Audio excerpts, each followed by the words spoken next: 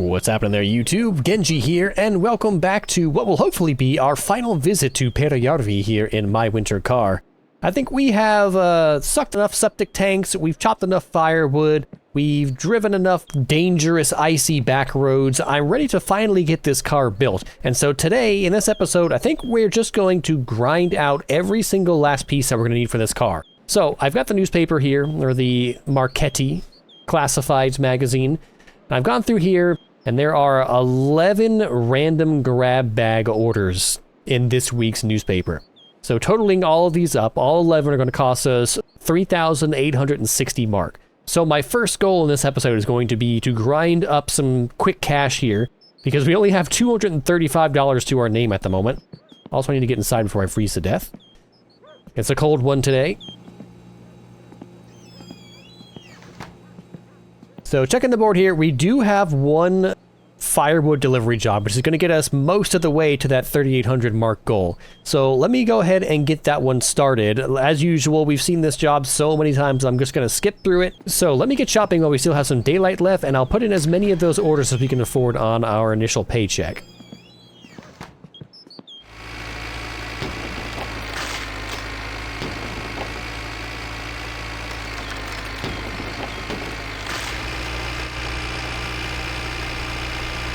Whoa, what is that? That's new.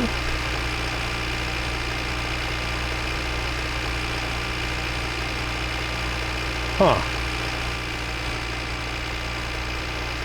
That's over by the ski slopes, right? There it is again. I'm gonna crash into something if I don't pay attention. Man, if I wasn't in the middle of delivering this job, I'd go check out what that is. Maybe we'll swing by afterwards.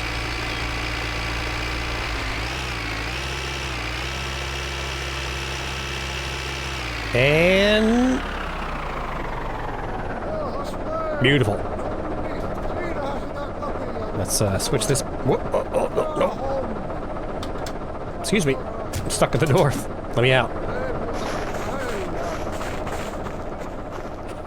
Money, please. 3,200. Only like 600, 700 more to afford every single random grab bag box from this week's newspaper. Alright, I guess this is probably a good time to pick up all the miscellaneous fluids that we're going to need. So we're going to need some coolant. We're going to need some oil. We're going to need some not automatic transmission fluid because we have a manual transmission. Two-stroke fuel is not for us, I don't think. That's like weed whackers and things like that. Brake and clutch fluid we're gonna need. Spark plugs we already got.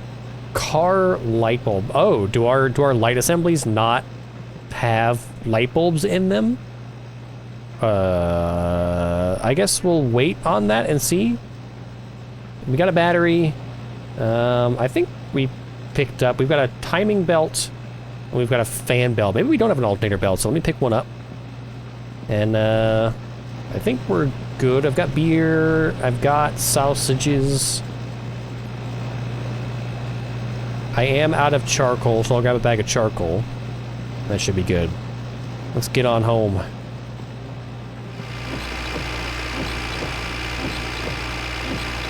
Well, this sucks.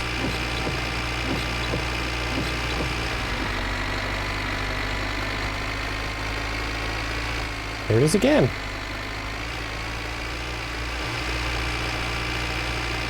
Is it something new they added to the game since the last time I played?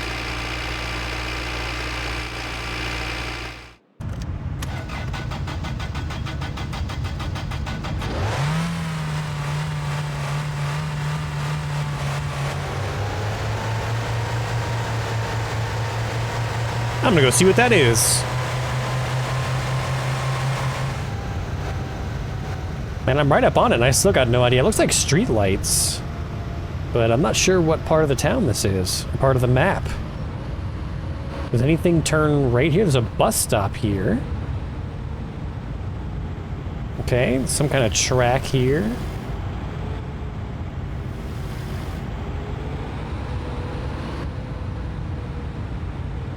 Oh, it's like a racetrack.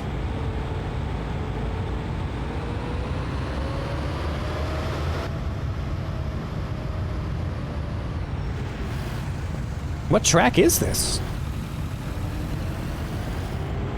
It's not the track outside Periarvi, outside of the apartment.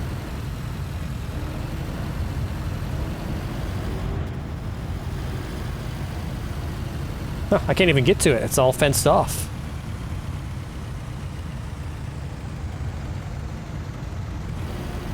Yeah, we can cut in here, though.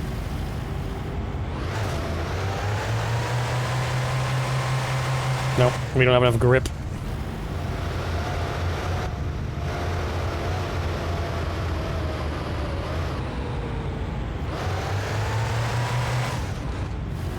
Aha! We can just drive through it, alright. So where the hell are we?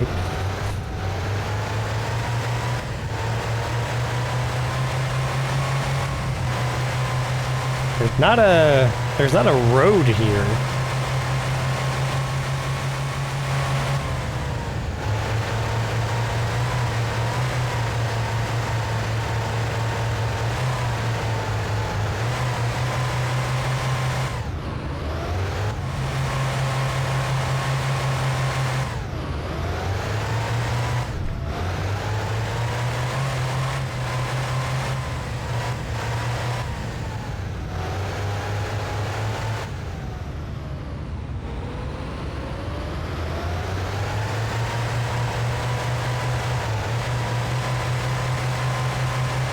Oh, I think this is the ski slopes. Because that's a ski lift pillar support there. Okay, well, that's boring. What a waste of gas. Let's get out of here.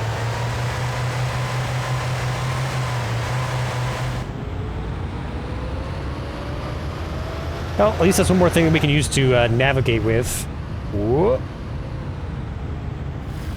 Can't just put things in the middle of the road like that. Yeah, one more visible landmark at night that we can use to navigate across the ice lake. So there's that at least. Alright, now that we're back home again, I'm going to leave all the stuff out in the trailer that we bought. It's all stuff for the car, so none of it should spoil or anything like that. It'll be fine until the sun comes out. It'll make it a little bit easier to drag it all back into the house. But what I am going to do for this evening is, we can't quite afford all of these boxes yet, but I can put in the orders for them, and we'll have a couple of days while we wait for the post to bring them to us to actually make the money for it. But the sooner I order them, the sooner I'll be able to pick them up. So I'm going to go ahead and start calling all of these in. So let's start here at the top with 120. Pile of parts for Rivett buyers beware. 015-157796.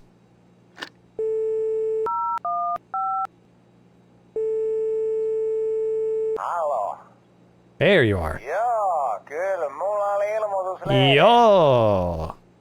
Joo. Hyvästi. Kyllä. Easy. Keep them all easy, please. I got a lot to order.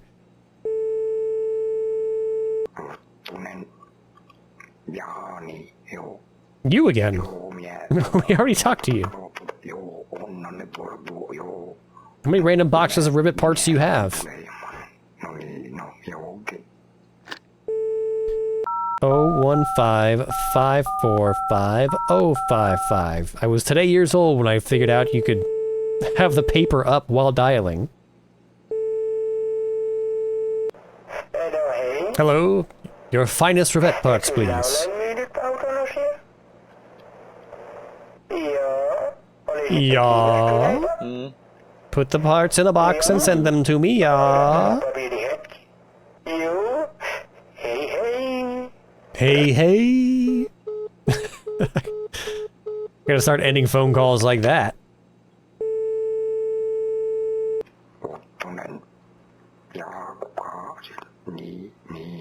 A third time.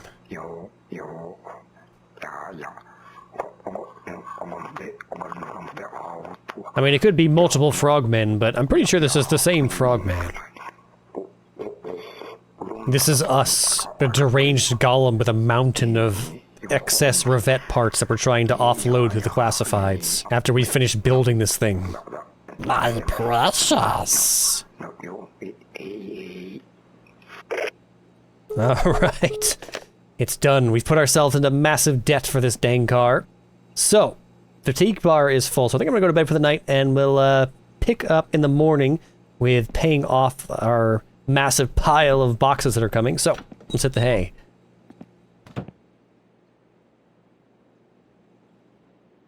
Ai, ai,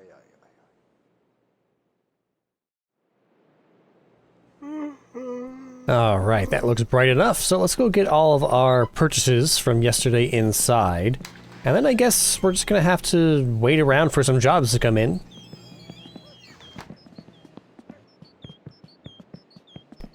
All right, coolant.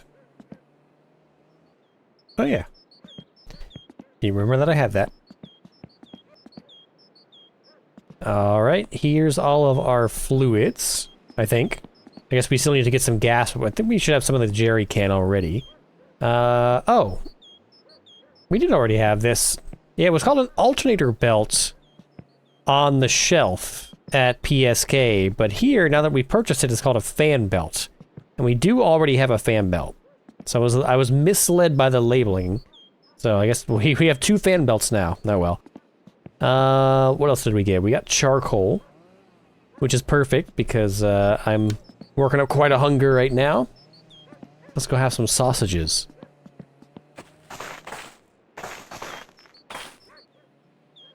Hopefully that's enough to start a fire. There we go. All right, while we let that burn down, I did actually figure out what the garbage barrel is for. I guess it should have been pretty obvious, but you can start a fire in the garbage barrel and burn all of the things that you don't want anymore. So let's stick this bag of empty charcoal bag in here. We'll start a fire. And it should... Well, that's still there. How about this?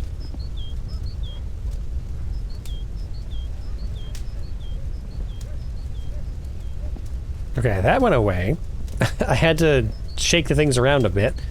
Let's see what else we can put in there. Our spoiled sausages that have been laying around.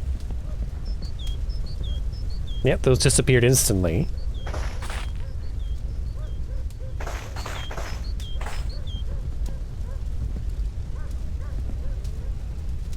But you're not gonna go out easy, huh?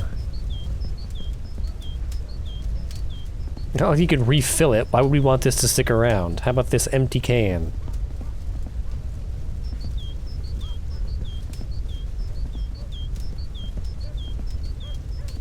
Okay, that disappeared. Now we do have a couple of extra ones in here.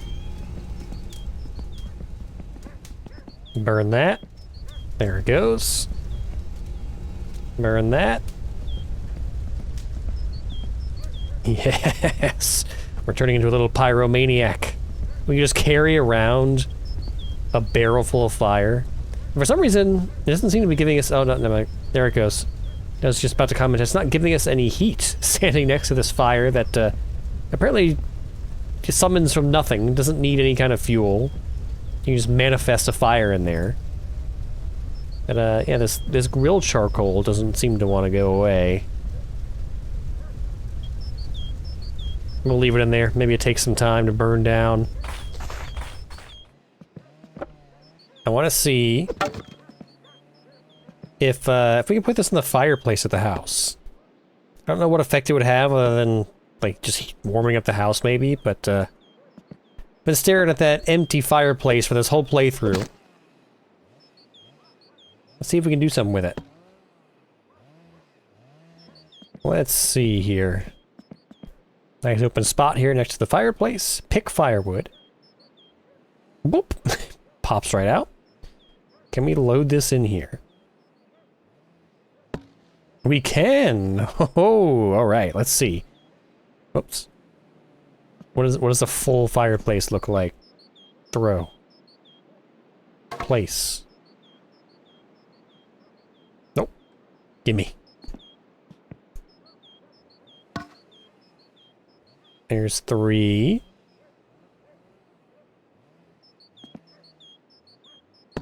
Four? That's gotta be enough, right? Like, any more than that, it's gonna be falling out of the fireplace. Start a fire. Ah. Cozy. Now, does this actually create smoke on the outside of the house? That'd be a nice little effect.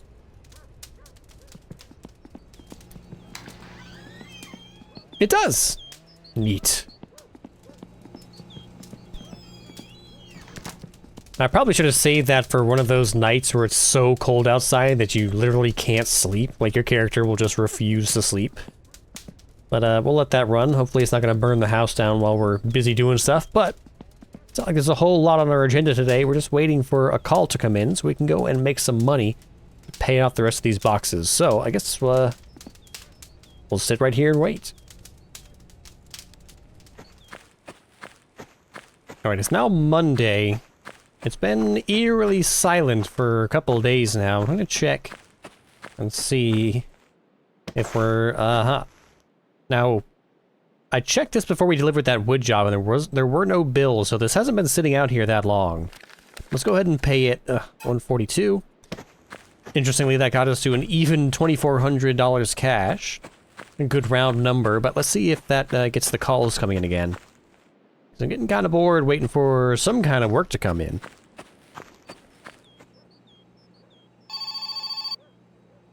Oh, hang on. I was AFK. Finally. It's been days. What do you need? Sewage job. You know what? Fine. I'll take it. And it's right here in Perjärvi. Perfect. Easy money. On my way. Let's go. Man, this guy does not give a damn at all. Must be one good beer he's got there to sit outside in a snowstorm. There we go. Alright. Throttle in. Pump off. Give me the money. And 36. That's almost enough. I think we need 38, so we're actually one job short still.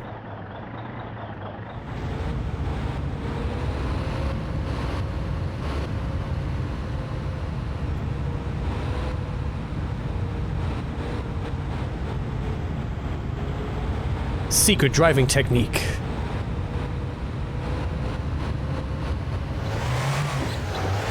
Alright, well, I guess that'll be our Monday, because we're not going to get much more done today. Oh, getting a little hot there. Wipers off. Parking brake on. Car off. Let's get inside.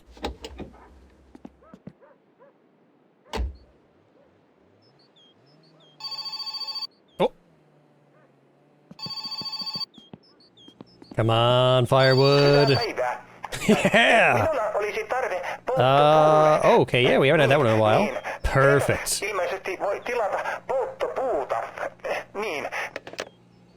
Luckily, I spent all this idle time filling up the trailer already, so we should be good to just go drop it off. Let's get this dropped off, and then I guess we'll swing by the apartment and see if any of our post orders have come in yet. Say the line, Bart. There we go.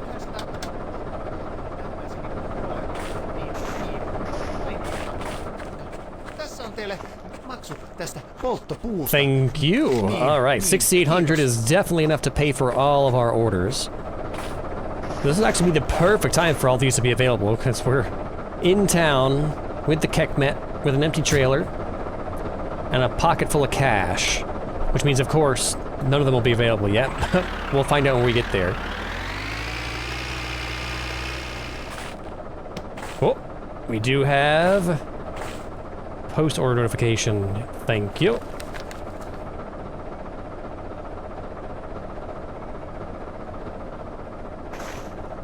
And something else. There's like 4 letters in here now.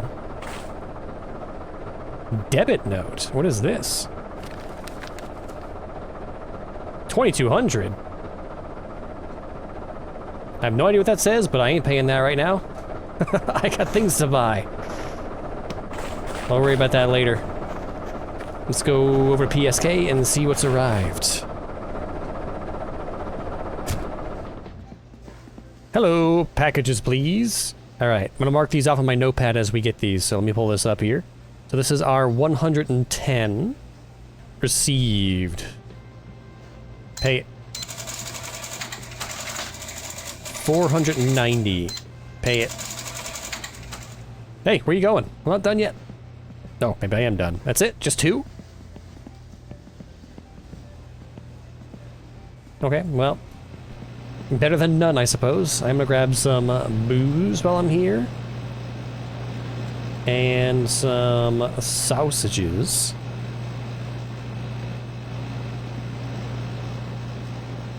And I guess now that we have some money, let's get the car light bulbs. Hopefully we need them. I didn't just waste a bunch of money. Thank you. Alright. Let me get all this, I should probably drink some now, but let's get all this in the trailer. Box number 1. Box number 2. And bag. Alright. One for the road, and let's get out of here.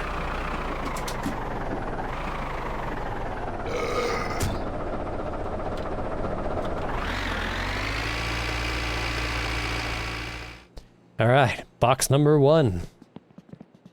Box number 2. What's the stuff for tonight? Sausages. And I suspect if I just light the lantern here and leave it by the front door, that'll be enough beacon to get us back to the house. While I turn these work lights off.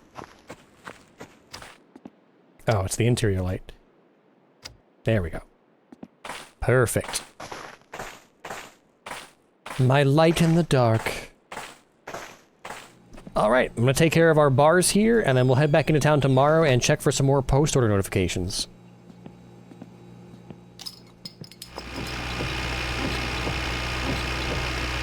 This is like 3 days in a row of non-stop snow. As soon as I say that, it stops. I probably should have said that sooner then. Usually what happens is I'll turn the wipers off and then it'll start snowing again. And there it is.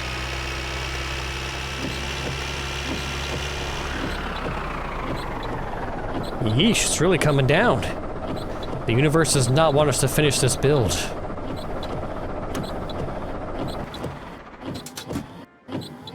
Wipers. There we go. Alright. Give me some packages. Why is it snowing inside PSK? It's bad enough you guys are stuck in here forever. You gotta work with it snowing behind the counter too. Alright, let's mark these off. So this is 240. Received. Let's get this off the counter. 470. Received. This is 150. I like how she doesn't even have to be here for me to take these. 540. And that's it. So we're still missing 1, 2, 3, 4, 5. We're still missing 5 packages, I believe. Actually, we got 2 yesterday. That's 3, 4, 5, 6. Yep, and 5 to make 11. Okay. So 5 actually should be enough that we can take the sorbet next time. We should be able to fit 5 boxes in the sorbet. We can fit 2 in the trunk, 2 in the back seat, and 1 in the passenger seat. Alright, here's the last one. Let's just organize these. I want them bouncing all over each other on the ride back. So we'll just straighten them up a bit.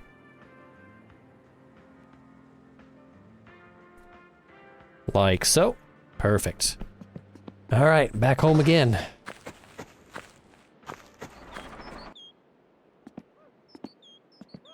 The boxes have all congealed together. Hopefully nothing in here is fragile because we're just going to toss them out. 2, 3, 4. There we go. Let me go park this and we'll put them in the garage. Okay, here's box number 3. 4. 5. And 6.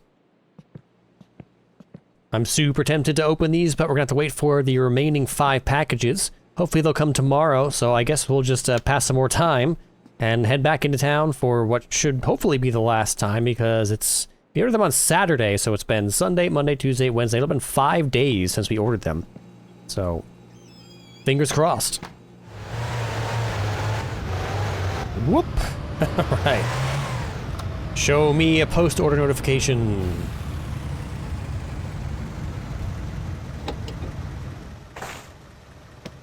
Yes. Hopefully this is real. We're just gonna ignore that debt letter again. Surely it'll be fine.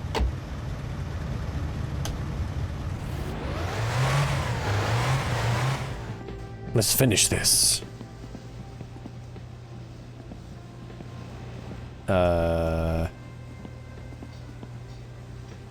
There we go. All right, 120. So here's 1. 890. 2. That was the expensive one. 3. 4. And 5. Okay, that's all of them. So it's actually enough left over to pay that debt notice that I have. But I gotta get that translated first to see if it's something that I even care about paying. Because if it's just like the apartment, like, oh, you're getting kicked out of your apartment, I don't care. I'm living in my parents' house. It's much nicer. One last check here. Do we need fuses for the car? This looks like a fuse for a house. That's a big fuse. Those don't look like vehicle fuses. But it's $15. I'm gonna grab it just in case I don't want to run back to PSK for a single item. So we'll load all this up, and if we don't need this, then we don't need it. It's 15 bucks. Who cares? 1. 2. I don't like how that box is clipping to the back there. No, sit in here nicely. There we go. 3. 4. Oh, and close this door before it rolls out.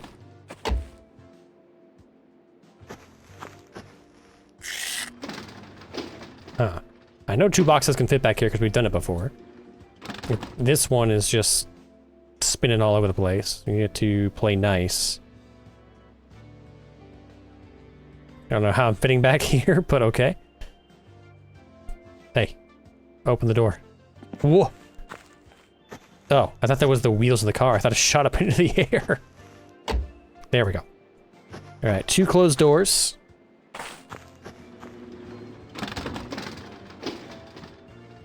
Perfect. Alright, let's get out of here.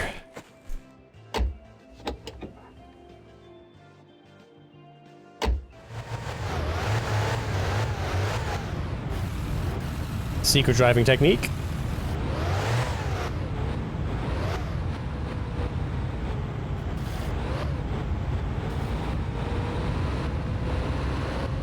They don't teach you this in driving school.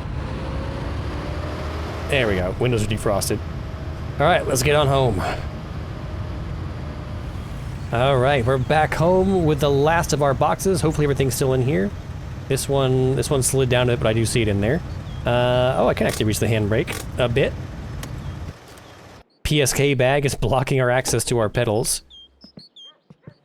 So, let's get these unloaded into the garage. Lights on. I'm not even gonna have enough room for all these boxes. I guess I'm just gonna stack them.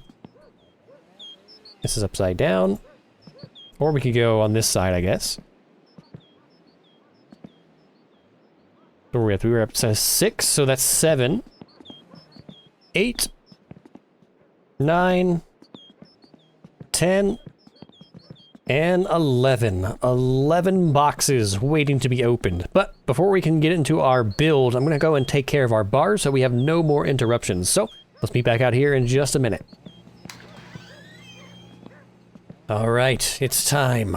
Our bars are dealt with, I have a fresh cup of coffee, and I have 11 boxes ready to be opened. So, where do we begin? I guess we'll start here on the left, where we began. I'm gonna need a lot of space to unbox all these, so I think I'll just start out here. Not that it's a huge deal, but I've noticed that when I put these in the ground and open them, they kind of explode upwards and outwards. I'm wondering if I should just turn these upside down and open them like this, just dump them onto the ground. It seems like we're less likely to lose something from being launched into orbit here. So, box number 1, let's see what we got. We have a spring, garbage. We have another bumper, garbage. Another automatic shifter, garbage. Another instrument panel. We have so many instrument panels. An air cleaner. We do need this. I've not seen one of these yet, so we'll put this I guess let's put this right here for now until we look through the other parts here. Another set of brake lines. I still need to figure out how to get these attached. I've tried several times, on and off camera, to get these things attached, and I've had no luck. And then another pedal box automatic. Okay, so let's build up our little trash pile here. Into the trash you go. One day we'll figure out something we can do with all this. I think you can sell them. I'm not sure if it's at a flea market. I remember seeing the market in town, but I've never actually seen it open. But I think you can also, I've read, sell it to Fleetari somehow. So we'll have to figure that out at some point. But right now, we'll just grow our little pile here. The box can go in the woods. It'll disappear on its own. Alright, so air cleaner. We might not actually be able to attach this yet. This is probably going to have to go in, like, on top of everything once the engine is fully assembled. So I'll actually put this on the shelf for now. If I can find a spot for it where it's not going to fly away. There we go. Alright, that was box number 1. So we got one thing we needed. Flip it. I guess if we're going to dump them one at a time, I don't have to go that far out. Dump it. Shake the box, make sure everything's out. Get it out of here. Alright, we've got a clutch cable. I've not seen this yet. We're definitely going to need this. This would go, I guess, between the clutch pedal and the gearbox, right? Can we install this now? We have a manual pedal box in here right now, right? Open. Yes. Can we just install it directly onto the... Let me in. Directly onto the pedal box? No, we might have to go under the car. Let's see.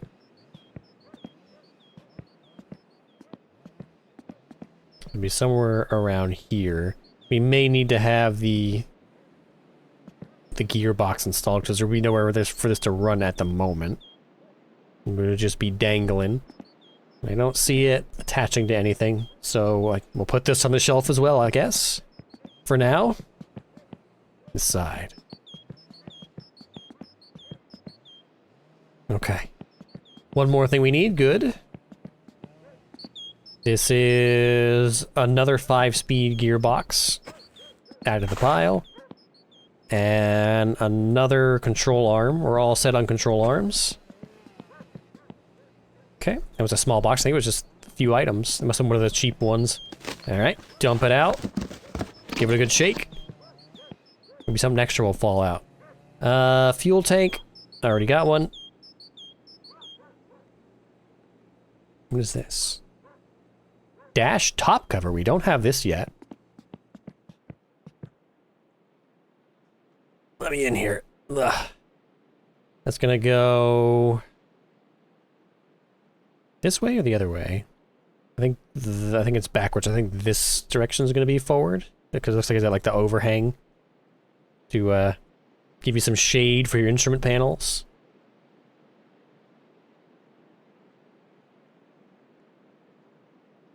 I'm not seeing a check mark there. We might have this dashboard installed out of order, which is a pain, because that means we're going to have to rip everything back out again. Oh no. Alright, well, before we start ripping things out... What was that? I heard a noise. Before we start ripping things out, I'm going to put this to the side for now. And we'll make a mess later. And then we have... Is this a different grill?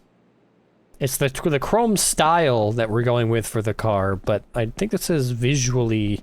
Oh yeah. Visually different. Which one though?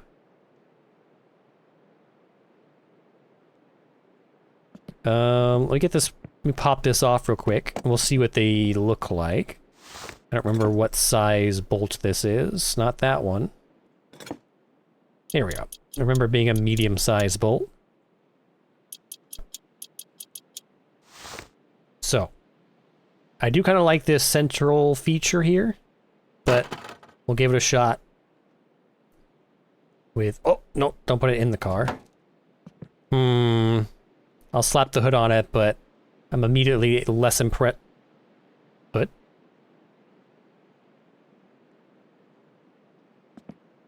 Hood? Oh no. Oh, there it is. Whew. I thought our hood fell to the map for a minute. I was very worried. Alright, let's slap this on just for visual comparison. Go on. There we go. It's not a bad look. I like it more than this one. This one's kind of gaudy. But, I mean, it's very bold. And maybe if I had the other trim for it, which I think I might actually have somewhere. I've got so many parts now. I think it's over there, perhaps. But yeah, I think I like this look better. But we'll put this to the side. We won't throw this in the trash pile just yet. We'll add this to our aesthetic options pile. Oh, I think that was the end of that box, yeah? Yeah, okay. So next box. Dump it out. Shake it, shake it, shake it. Oh, some big stuff in there. We've got a driver's seat. Don't need it. Well, it's a different color driver's seat, but nothing else in the interior is red. We've got blue interior. Well, we're half blue and half tan, which is a bit unfortunate. Another trunk. Don't need it. Ooh, this looks new. An exhaust pipe front. Maybe this is the piece we've been missing to actually get this exhaust pipe installed, because I've tried multiple times. Let's see. Exhaust pipe front would go on this side, one would assume. But this is, again, a case of, does it need to be installed to something else first? Because it does have an attachment point that looks like it's going to connect to some other pipe and not like a body panel or the chassis itself. Let's see. Yeah, both sides of this are circular. And I doubt I'm going to be able to just install these together outside the car. They'll probably have to be installed onto the car first. But this does have a body mounting point right here. So it's going to go this direction at least. Stand up. And see if we can find out where it's going to live. Oh, I saw a check. Oh. There it is. All right. Finally, something we can install. This is going to have a bolt. At least one bolt. So let me get our bolt set. Yeah, just stick it on the floor. And by bolt set, I mean socket set. Not that. I think it might be smaller. It's hard to tell. It's a bit dark. There we go.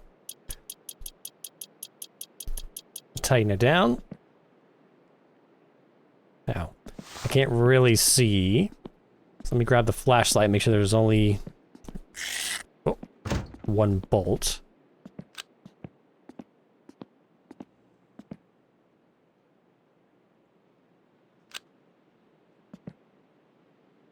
Huh? Don't tell me this thing's dead.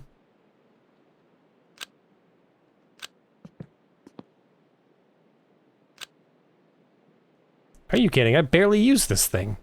I think I've used it twice, ever. That's alright. We have an alternative light source. Useless. Get it out of here.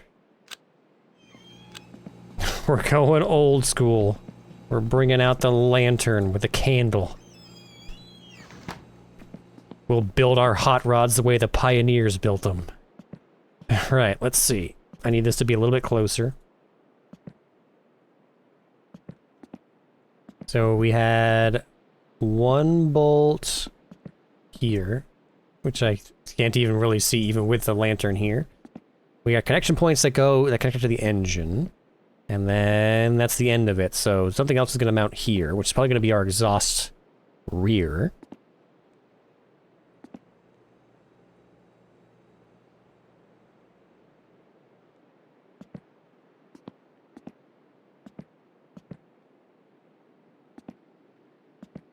Let me grab it. Let me grab it. There we go. Alright, how do you want to run? Oh, it was right here. I just saw it.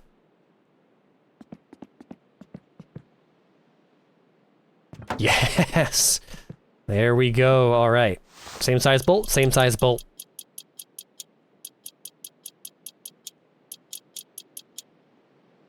Alright, and then this runs this way, and I believe...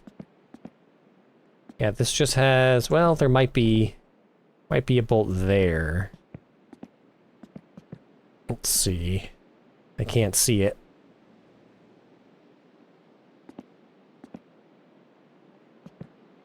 There's definitely a bolt there. Might be a different size bolt. Alright, let's go bigger. This looks like a bigger bolt than the other ones. Not that. There we go. Alright, and to top that off, I believe we have a muffler somewhere in here. It kind of looks like shit. I almost regret not buying a nicer looking one, but it's going to be underneath the car, behind the car. We're not going to see it.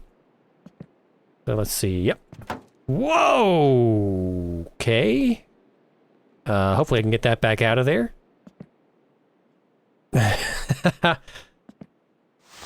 Very energetic muffler.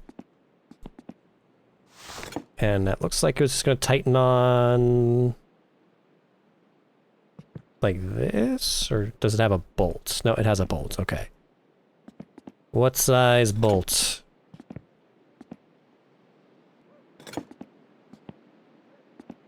There it is. With as much trouble as we had with this thing sliding around in the garage, could you imagine trying to do this at Fleetari on the car lift? If you move the car like an inch in either direction, the thing would fall right off the lift. Alright, let me see if I can prop this thing back up before we continue.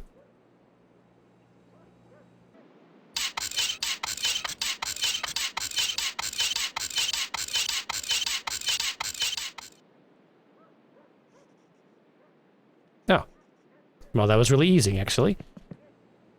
I just had to get the jack out of here without sending it back into the pit.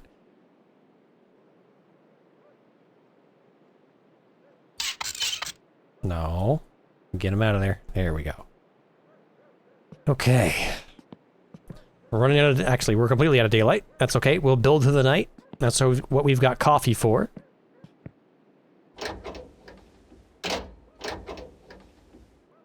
Oh. I didn't even know that was there. Well, that's easy. I guess that means I can... Well, we need to get the engine in there anyway. It's going to be difficult, I think, with the hood being on at all. So let's just take it off. And throw it in the corner. There we go. Alright. I think that was the last of that box. Nope. Here's some more stuff. A spring, which you don't need. What is this? A gearbox cross member.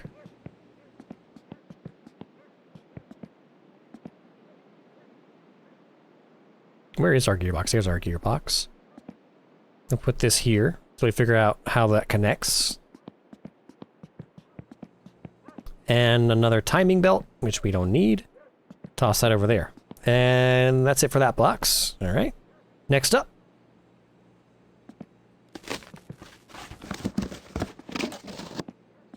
Ooh. A stripy boot lid.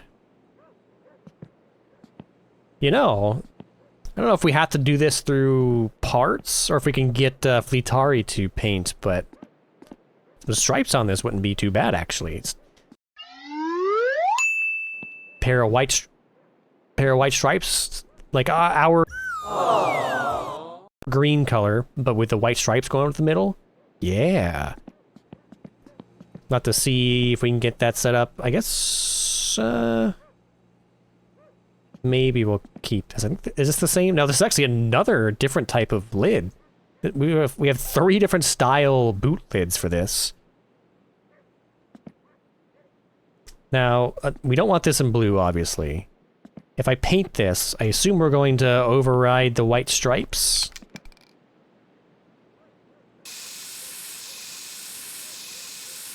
Yeah. Oh, actually, that's the exact style. Okay, there's not a third style bootlet. No, it is. This has a little spoiler on the back. Our bootlet does not have the spoiler. Huh.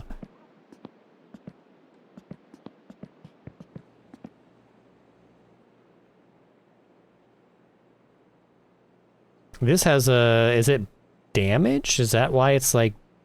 Yeah, oh, that's unfortunate. It's beat up. It's got a bend in the bottom. I thought that might have been for, like a decorative thing to go over some kind of arch in the middle, but no, it's just a beat up boot lid. Damn. I'd have been tempted to install it. I like the little spoiler, but, not with it being beat up like that. Maybe we can fix it? I don't know, but we'll put it here for now. Actually, is this? No, this doesn't have the spoiler. Okay, so this is, we have 3 different style spoilers, or not spoilers, but boot lids. What else we have in here? Pulley. Oh, a water pump pulley. I don't know if we have this one yet. We don't have a water pump yet either. But this does not look like anything else we have on here. Interesting. A little more light on this. Yeah, okay. We definitely need that. So we'll put this here next to the piston. And a thermostat housing we definitely have, so get that out of here. And that's that box. Next up.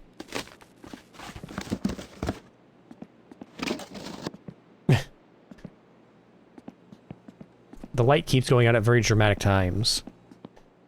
We have a fresh air duct. What's a ventilation box? Where would that go? Can you stay on? Thank you. Ignition coil we've got. Ooh, a piston. A shiny new piston, too. Perfect. Thank you. And this is the grill that we had earlier. Duplicate. Get it out of here. Rear plate we've got. Front link. Is this the right one? Front link right? Yeah, okay. Oh, I saw a green check mark. I saw a check mark, which means I don't have to take this whole tire assembly apart. Can you go on? Can you get on? There we go. Now I just gotta make sure. I think the bolts for this are all down here, which is where there's like 10 other bolts. So it's going to be a little tricky to get that attached. We'll do this ventilation box in a minute. We need to go deal with our problem meter as well. Alright, what size was this? I might have to take this tire off. Oh. There we go. That's screwing in. And that's screwing in. I'm pretty sure there were only 2 bolts. So I'm pretty sure that was it. Fantastic. Okay, so that's the last piece of the suspension. Dunzo. Now what is this? Well, actually, hold that thought because I gotta deal with our problem bar, so give me a minute.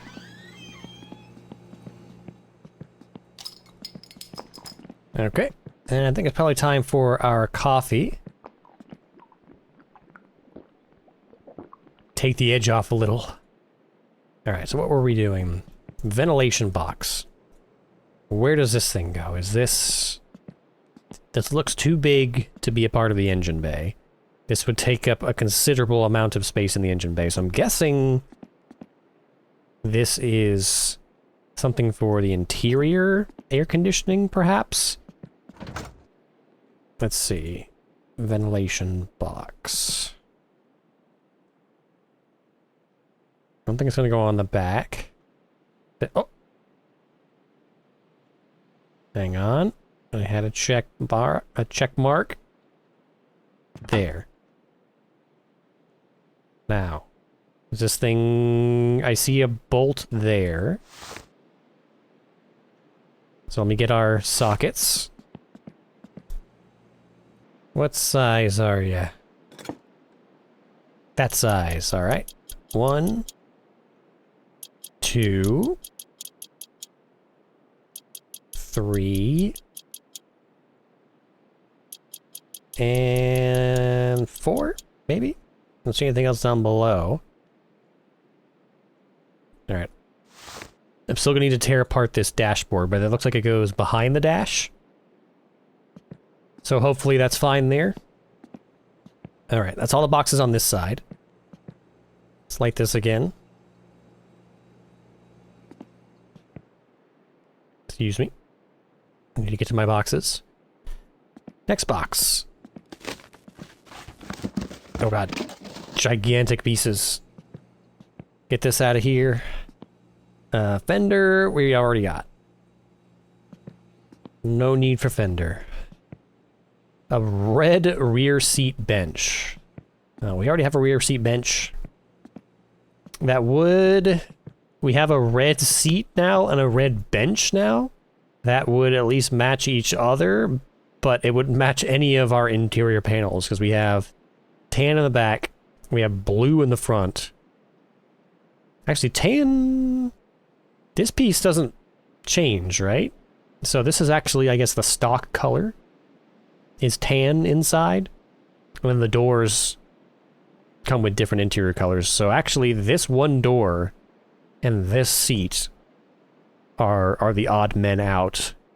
But I'm not that concerned about it that I'm going to grind out a bunch of different interior pieces to try to get a matching set. Oh, a handbrake lever. We don't have this yet. Handbrake.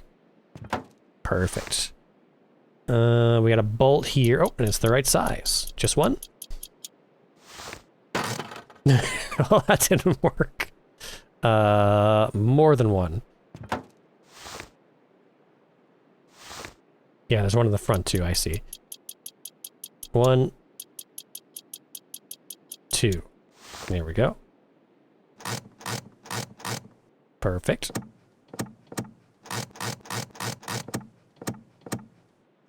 We'll probably need a line for that? Like a brake line?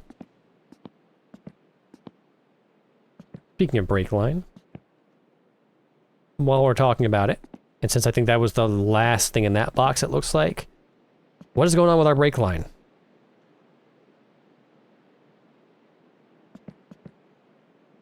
Why doesn't this thing attach to our brake cylinder?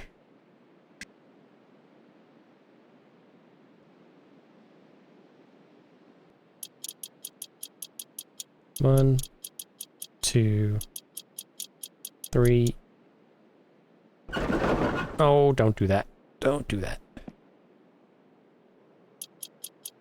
4. Oh, come back. Alright, you, stay there. I've got a pile of these things in the corner. You. Why do you look different?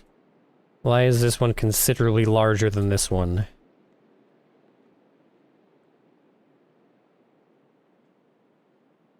This one, this must be, is this a vacuum chamber? Is this, vacuum brakes and this is just like old school brakes? Let's see.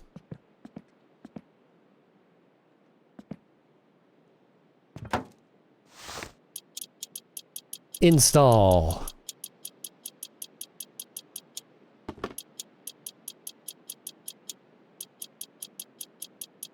Oh, why are there bolts in the back of this? What is that? Brake lights? Brake lights. Where did you go? Oh, they're underneath the other brake cylinder. Brake lines.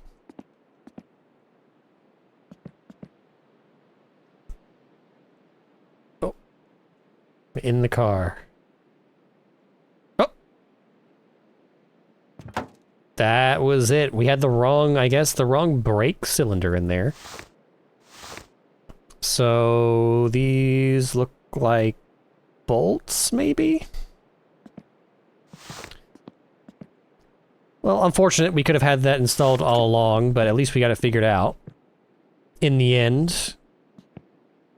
What are we gonna need for that? Looks right. Let's see. Alright, so we've got one here. One here. Ah, that's what goes on these things. I'm wondering. One here. one here, and there's one on the other side too, because that's the original one I saw was this guy right here. Yeah, okay, so that's the brake line. So that I guess goes down to the brake caliper to apply the brakes. We need to get something on the rear.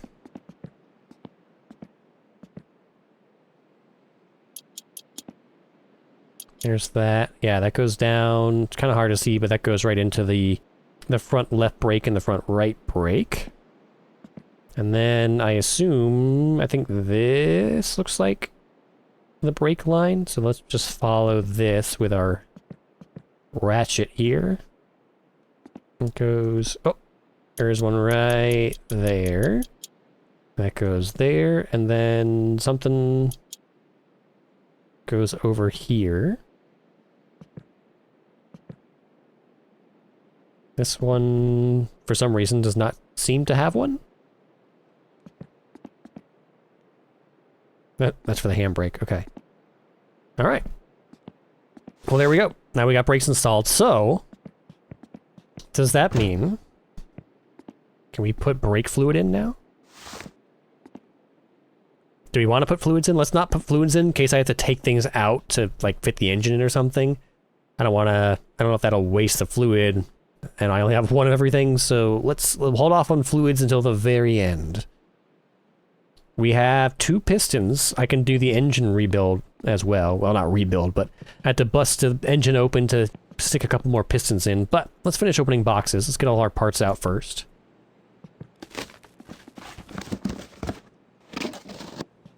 Alright. What do we got? Another bumper. No thank you. Was that an oil pan I saw? Yes! Finally! Been waiting on this for 6 episodes now. Unfortunately, I can't put it on just yet because again we have to take this apart, but yeah, that'll go right there. Perfect. It's all coming together. A column shroud. I think we have the left one already. Open. Yeah, we have the left one already, so that's the duplicate. Don't need you. And a gear lever. I think we have one of these on the shelf. Yeah, I can see it from here. It's right there. So this is extra. Goodbye.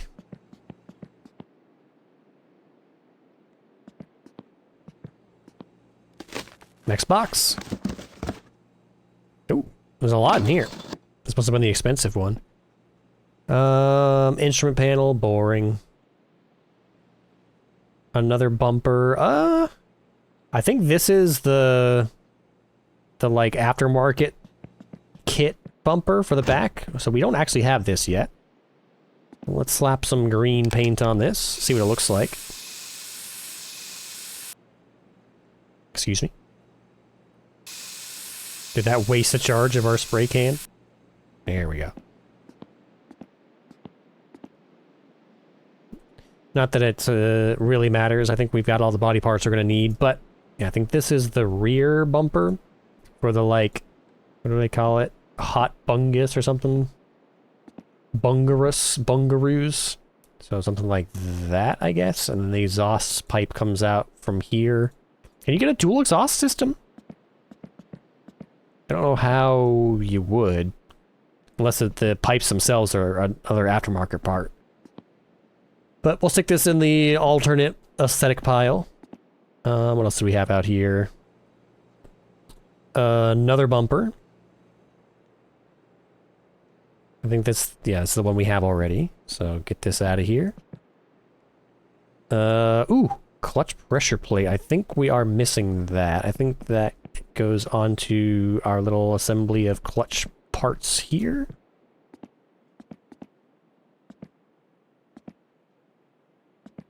Which I think we're gonna have to take this off to install because it's supposed to go in there and it's not attaching. So we're gonna have to take a non-trivial amount of the engine apart to rebuild it. Shifter automatic, get it out of here. Brake lines. Oh, I meant to grab the brake lines. We got the steering shaft, but we already have a steering shaft, so get that out of here. A distributor. We do not have a distributor yet. Perfect. Okay. That will probably go on close to the last. That'll connect to the spark plugs. And, okay, let's get these brake lines out of here. Excuse me. Thank you. Goodbye. We're running out of boxes here. We still have a few parts that we need. Dump it.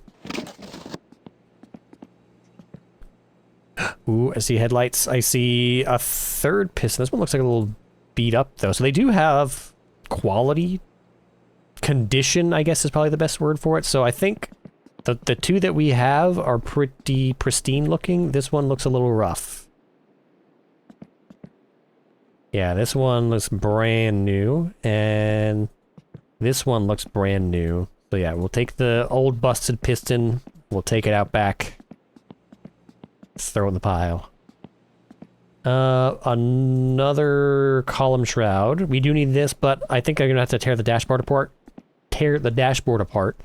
So I'm gonna stick that right there for now. A headlight assembly. Now, the $1,000,000 question. Is it the left side or the right side? Because we have... Right? No, that's the left side if we're... Yeah, we need the left side. So let's see. Fingers crossed here. Uh-oh. Uh-oh. Well, let's not lose hope yet. Let's get this off here.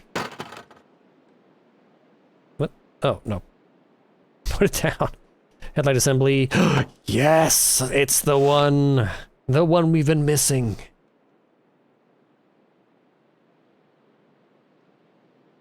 Where are the bolts on this? On the front? It's so dark out, it's hard to tell anymore. Might benefit us. We'll open the last box, but it might benefit us once we're done with opening the boxes to go sleep and then come back and try to actually do the build when there's daylight out. Okay, so here is the bolt. Oh, I'm blind. They're right here.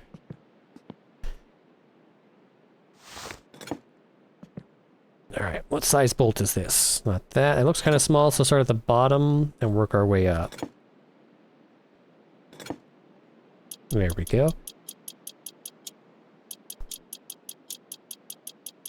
Alright, and from the look of it, we do actually need the light bulbs, so it's a good job I grabbed them. Where did those end up, actually? They might be inside, because I think I also picked up sausages, so I'll grab one, just to make sure. Just to make sure. Also because I can't grab 4 at once.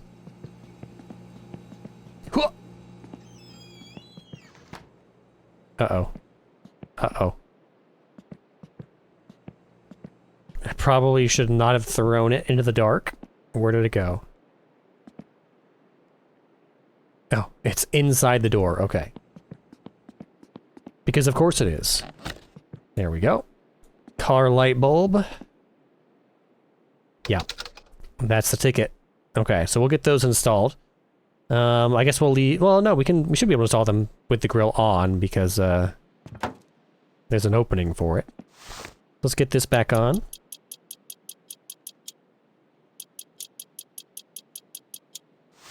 Perfect. What else we have over here? Radiator hose. This is... No, we have the heater hoses. I think we do need radiator hoses.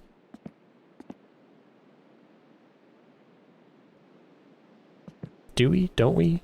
Do we? Don't we?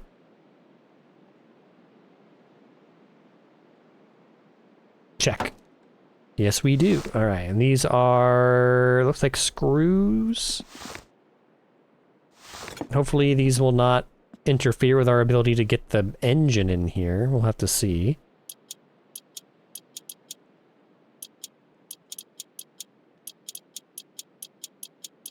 Screw that in. Can't right click it, so I'm guessing that's in. Alright. So now we need another hose for the top. Steering shaft we've got. Nah. Fuel pump we've got. I'm pretty sure it's on the engine already. Okay, last box. Let's see. I'm trying to think what we still even need. I know we have not seen a water pump yet. Here's another brake cylinder. More brake lines. Just another bottom hose. Oh, it's the top hose. Ask and ye shall receive.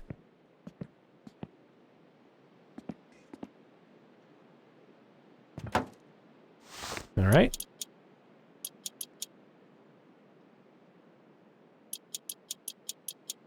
Tighten that down.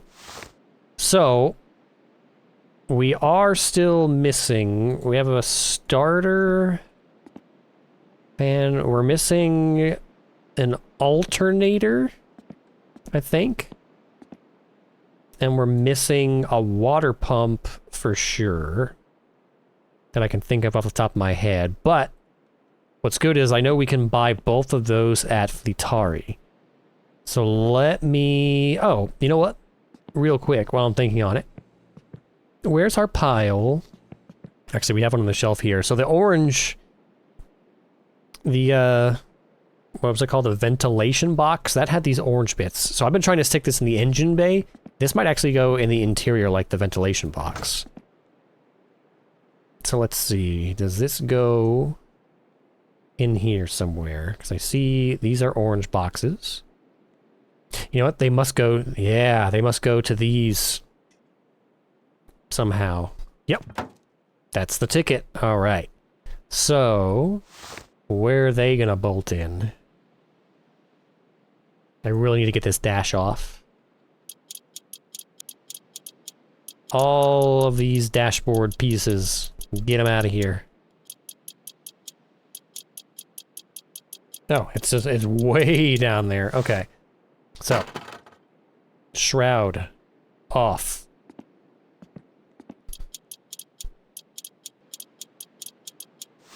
Alright, how about that? There we go. Instrument panel. Out of here. Dashboard. Out of here. Dash bottom cover. Out of here. Full reset. Okay. I guess center console seems to be not in the way of anything, so we'll leave that for the moment. So, where, if anywhere, would this bolt down? It looks like it connects to the ventilation box, but I don't see any bolts. Fresh air duct. Well, let's see. If I right-click it, it falls out. So it's definitely going to have a bolt. It looks like the bolt is going to be right there in the center. Right here. Let's get this back in here. Over connected. Right there. And there's going to be a bolt right there, so let's try all the sizes.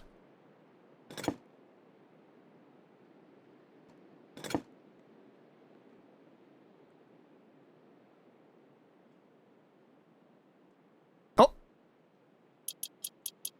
There it is. It wasn't even there. I was looking in the wrong spot. Okay, yeah, now it will not pop out. Okay, so let me put all the dash pieces back together again. Hopefully in the right order this time.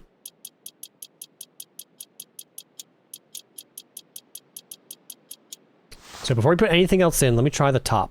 Because that was the one thing, that was the reason we took everything apart in the first place, is I couldn't get this to go on. But is this, yep, I saw a check mark. Okay, so that needs to go on before anything else. But it does not seem to have any bolts. Is it screw?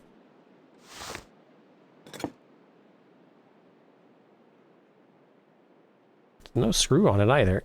Is it just held in place by other things? If I put the bottom cover back on?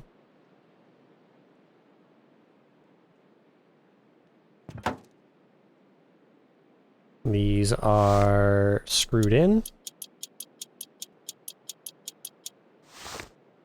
And then a dashboard. Oh yeah, now I can't break that off. Nope. Yeah, I can't break the top dash off now, so that was, I think that's just held in by the bottom dash. And then this is gonna get bolts again. There we go.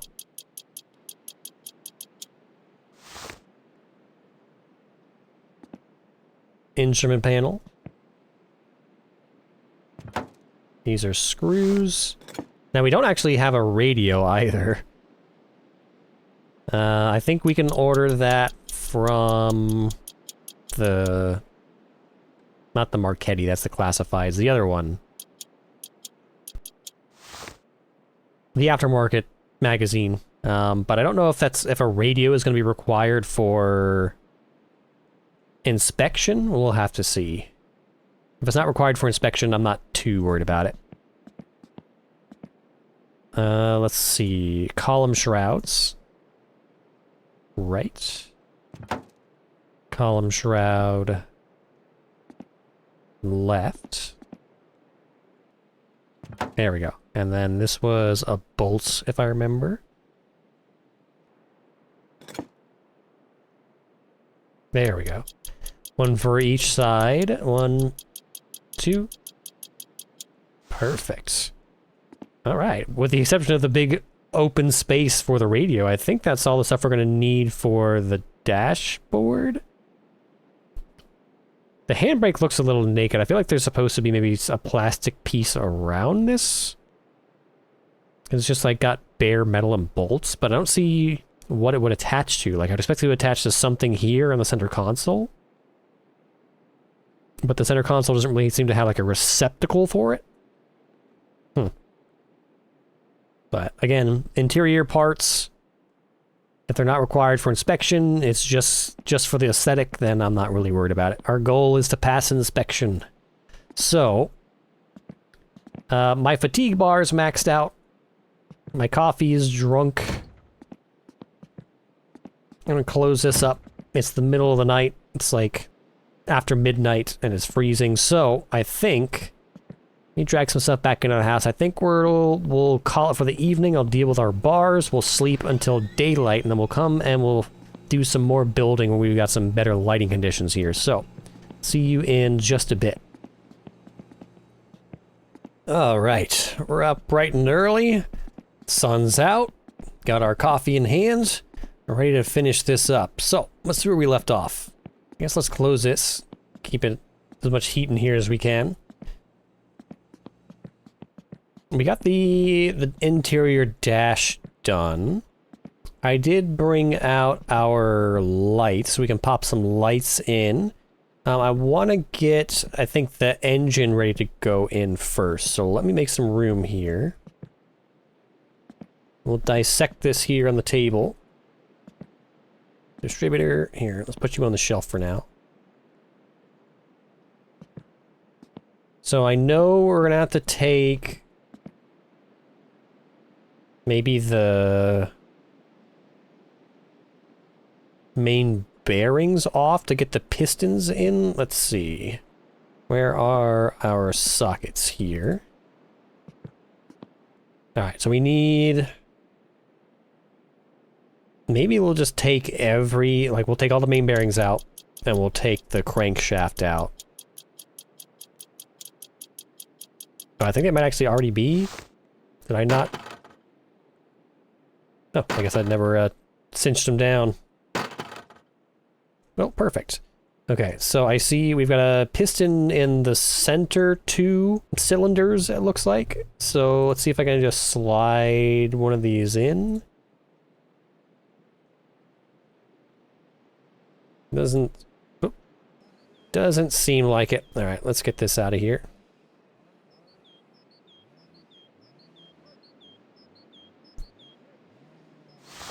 Probably have to take that off. Crankshaft pulley. Crankshaft. Nope, something's still holding it in. Can't take the pistons out. Maybe we have to take the whole clutch assembly off. Which is fine, because it seemed to come out anyway. Oh, it wasn't cinched down. This needs to come out, though.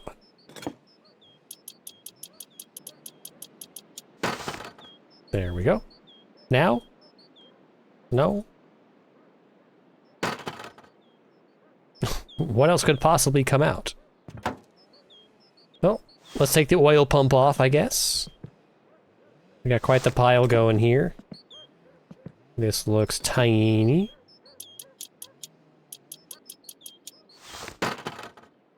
Okay, oil pumps out.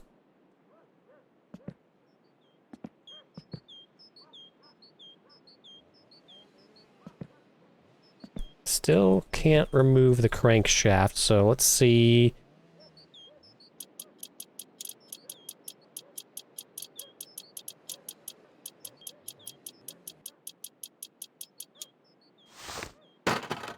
There we go.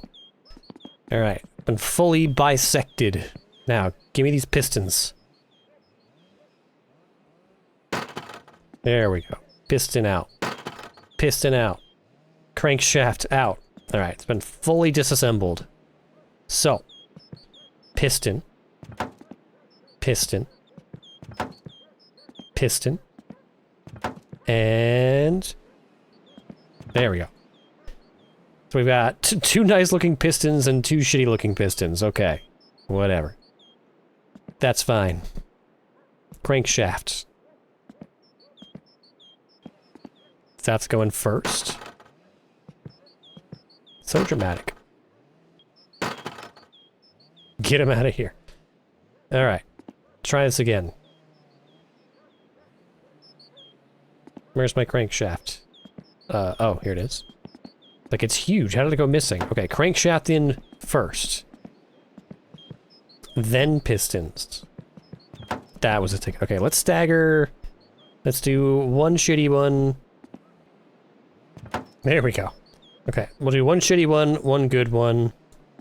One shitty one. One good one. Yeah? Good? Now. Tighten these down.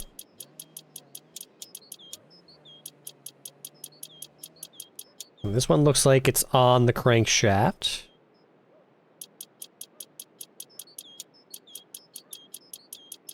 I don't know if it matters or not.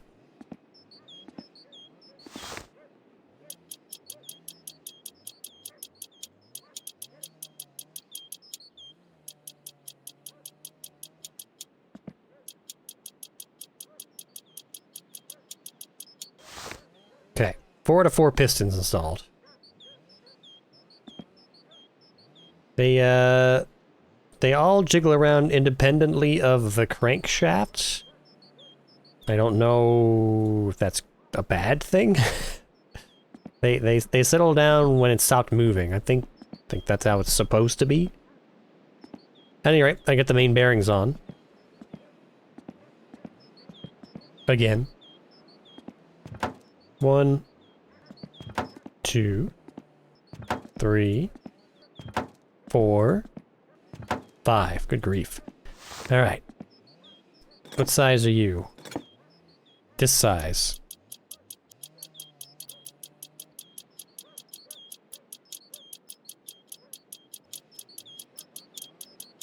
There we go.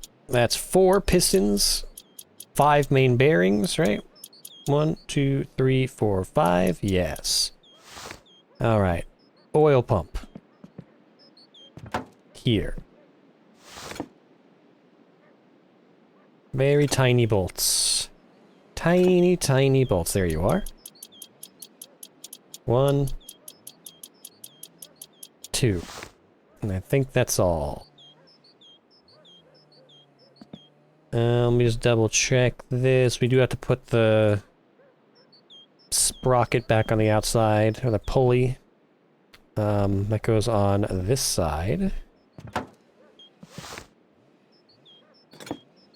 It is a larger bolt. Some kind of medium-sized bolt here.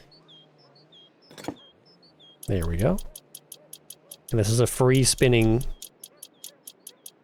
so we can see the pistons moving with the crankshaft, which is nice. That means that they're all installed properly.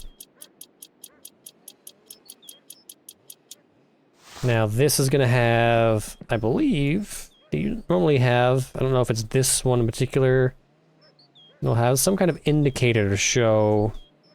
Oh, there we go. The alignment. Now, did I install that upside down? I don't know if you can install it upside down, but I do see a groove here.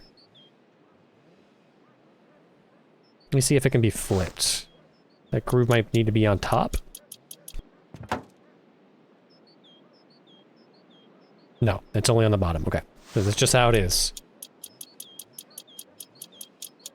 So I'm not sure... We'll see what happens when I get the rest of this... Oh, it's this. It's this right here. That's our timing indicator. So this will need to go right there. Those will need to align when we put the belt on. But before we get there, we need to get the oil pan on.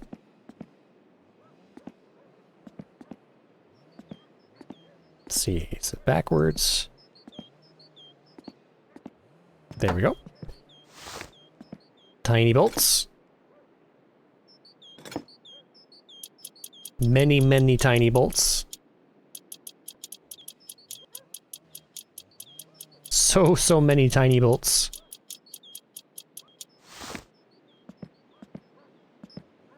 Turn. Engine turn.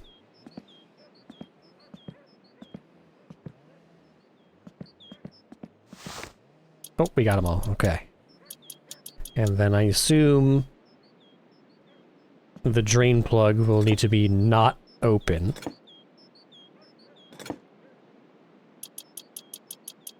Or else all of our oil will go away.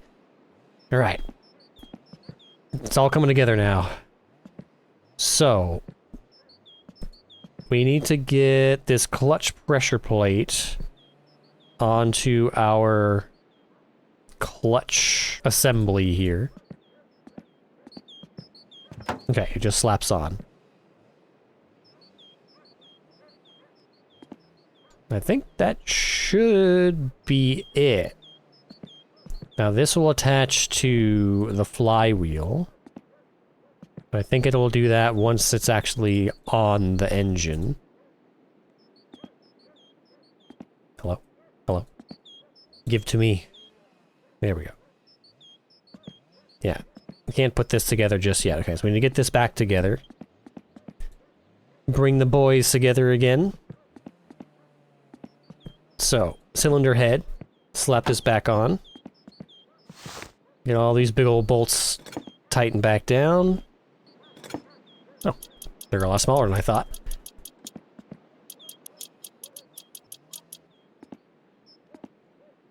It's so weird, there's only certain grab points you can actually pick the motor up from. Everywhere else, it's just your hands pass right through it like a ghost.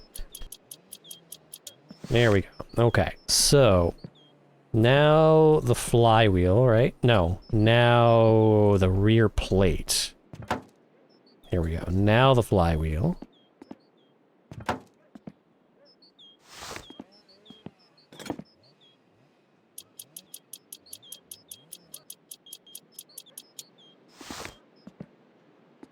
Okay. Now the clutch plate. I can't even pick it up now. Come on. Come here. Thank you. Yep. Okay. Smaller bolts.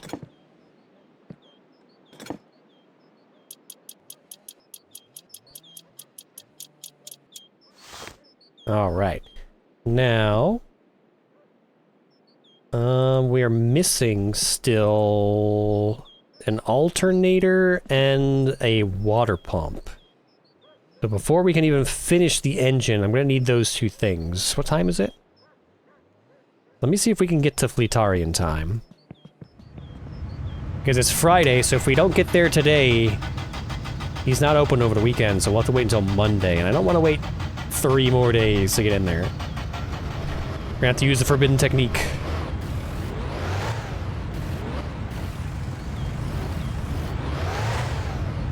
Alright, here we go.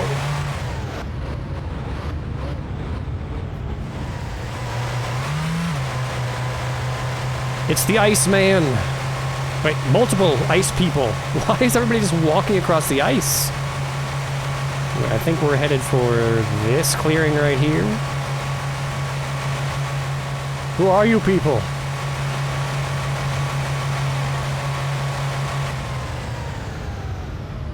There we go. Let's just get up onto the road. Beautiful. Garage is open. We made it in time.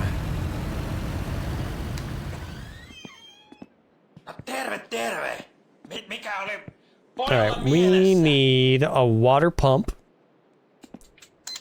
Starter, distributor we have. Rocker set, aux shaft, oil pump we've got. Main bearing, crank, or camshaft, piston set, crankshaft, clutch disc. Fuel pump, alternator. 445. 2-barrel carburetor. Ooh, interesting. 4-barrel race carburetor. A rev limiter. High performance alternator, high performance fuel pump. Do we get the high performance alternator? Let's get the rev limiter because I don't know what that is. We definitely don't have a rev limiter. And we'll just get the regular alternator. That way we still have some money to pay rent at our parents' house. Okay, 1100. Done. Let's get out of here. Okay. Our bars are mostly dealt with. Let me just chug some coffee here to perk us up a bit. And we will continue. Ah. Alright, close these doors. It's gonna get a little chilly out now. The sun's down. No, don't take your cover off. Open the bag. Rev limiter. Oh, it's tiny. Where the hell does this even go? No, don't push it into the pit. It's way too easy to bully this car. Rev limiter. Just go inside. I'm doing this way out of order. I definitely don't need this installed yet. I'm way off from doing any kind of electrical in here just yet, but mere curiosity. Let's see, and nothing's jumping out at me. We'll put this to the side for now. More importantly, we're gonna need this water pump, which is the only missing hole, or I guess the only empty hole on our engine. Check. Perfect. There we go. Okay. 1, 2, 3, 4. I'll tighten up. And on this, we should have the water pump pulley. Yes. And then before I tighten those down, I think somebody told me in the comments that this is where the fan goes. So, there we go. Good call. No, that's that. So what size bolts are these? This size.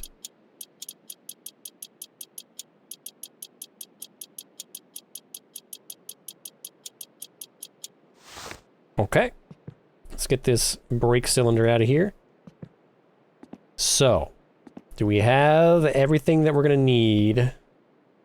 Oh, we don't have our alternator yet, right? There we go. So this... Where do you live?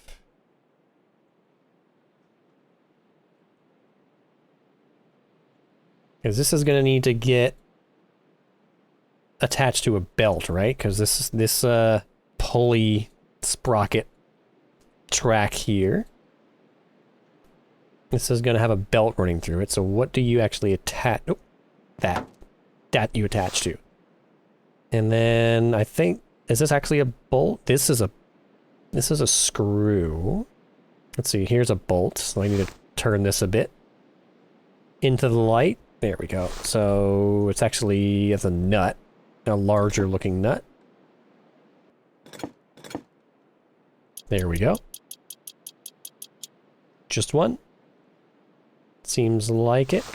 And then Yeah, this doesn't look like it'll actually tighten down. I think that's just the hinge for this. How do I actually move this around? I think this is used to tension the belt.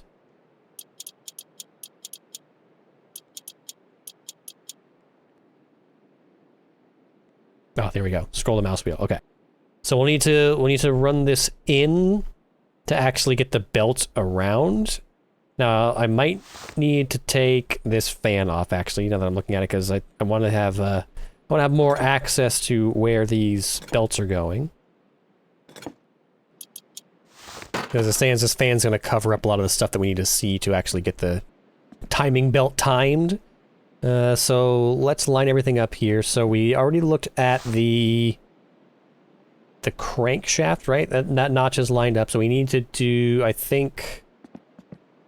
The camshaft has an indicator that needs to be somewhere. Unfortunately, we can't get a good height on it. We're either too tall or too short. Maybe we do it like this. Just gotta find the right socket. It's this. All right. So let's free spin this, and let's see what our indicator is going to be here. I see there's a bolt here. I think this is our indicator.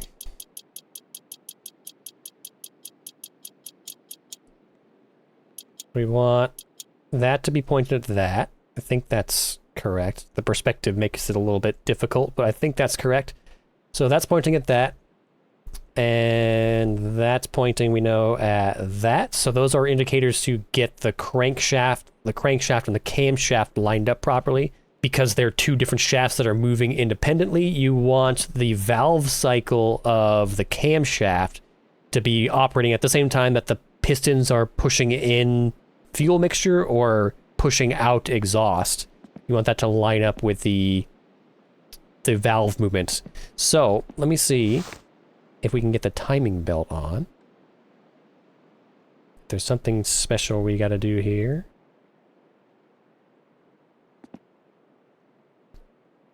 Do we have to take something off?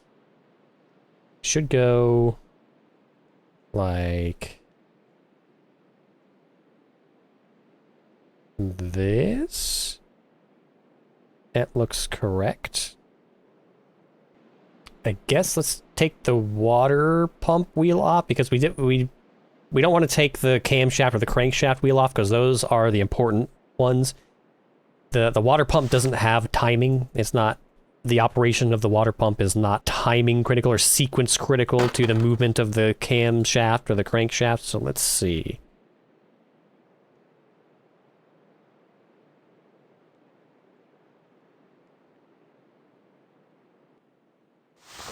Oh. There's a separate pulley sprocket? What's the term for this? There's a separate pulley wheel down here for the camshaft to crankshaft connection. I just noticed that. So does this actually need to come off? Because this is actually higher up.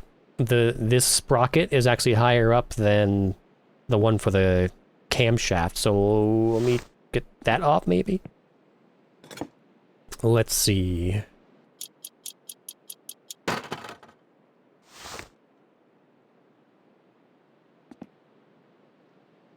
Let's see how that goes back on. Oh, and immediately. Okay. That was the ticket. So obviously a belt is not going to get cinched down. So I guess we just stick the crankshaft pulley back on. Why are you like this? Crankshaft pulley. Let's get this aligned. Find the notch. It's right there. Okay. We want this to go right like that. Perfect. Now I just need to not tighten this down too much because it'll spin and then the timing will be off. So change direction. Unfortunately, I have no way of telling.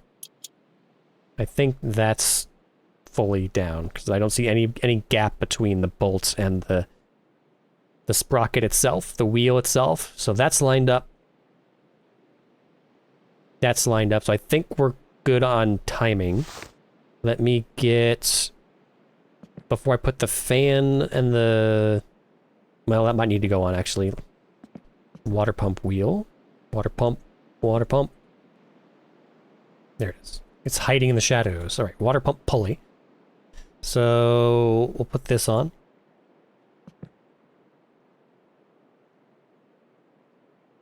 Maybe.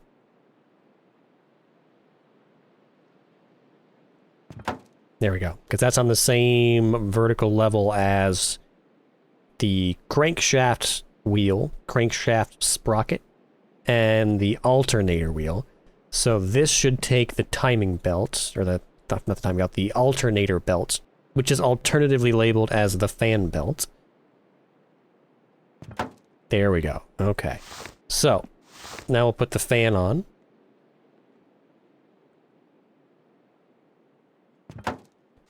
Perfect. We need a different size socket.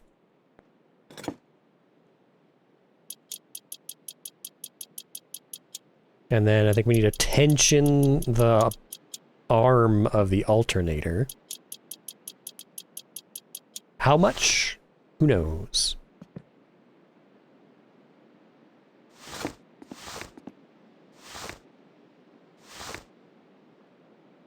Nope, no, actually we can see it kind of sliding in right there.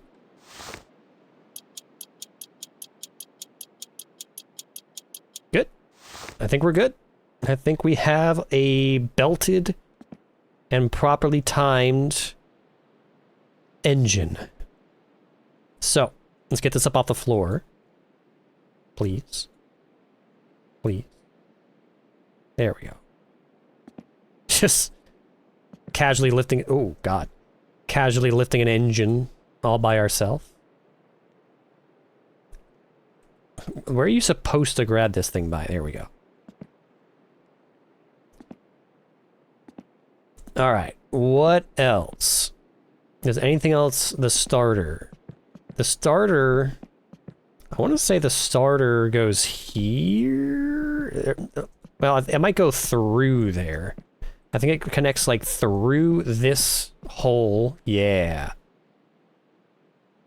So that would be... the... what do they call that? The back plate? Rear plate. Okay, so this is going to take sockets. That's going to actually turn the transmission. Think? No, it's turning the flywheel. There we go.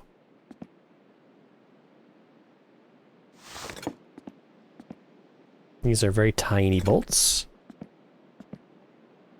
I'll say it again, I'm not an engine person. I know a myriad of random things about engines. Enough to work on my own car when it breaks, but I've never built a car. And I would not consider myself a gearhead. That it? 3 bolts? Looks like it. Okay. Starter's attached. Now. I don't think we're going to be able to put the engine in there with the gearbox attached. So I think we have to drop the engine in. And I see we got a mounting arm here. And a mounting arm, kind of hard to see, but just barely visible. I don't have... Where's our lantern? I think I brought it inside. Yeah, you can kind of see it. There's a V-shaped, upside down V-shaped arms that are going to mount to what? Well, it's got to be this crossmember here, because that's the only thing I can see in here that's going to support the weight of an engine. So we need to get those. The fan's going to have to be facing forward towards the radiator. Hopefully, it'll just slide through all this stuff that we have kind of strewn across the gap here. We'll find out in a second. Oh, God. Just slammed right into the hole. Alright. I'm sure these are going to be some big bolts. I don't know if it's the maximum size, but we'll start there. I'm guessing probably these two rubber rings here, those are probably like the shock absorbers for the engine, so we probably have to get... Oh. I don't know what that was. We probably have to get our engine holes lined up with that. Or our screw holes for the engine. I see bolts. I see bolts.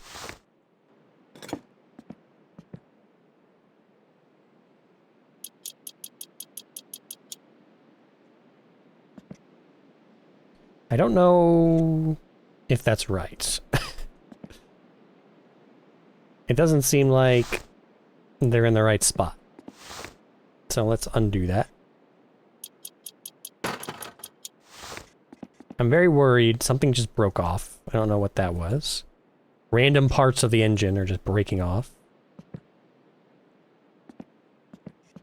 We're also way off the service pit now. Which I guess is fine, because if the engine drops, I don't want it to drop down into the service pit. Oh! The hell was that?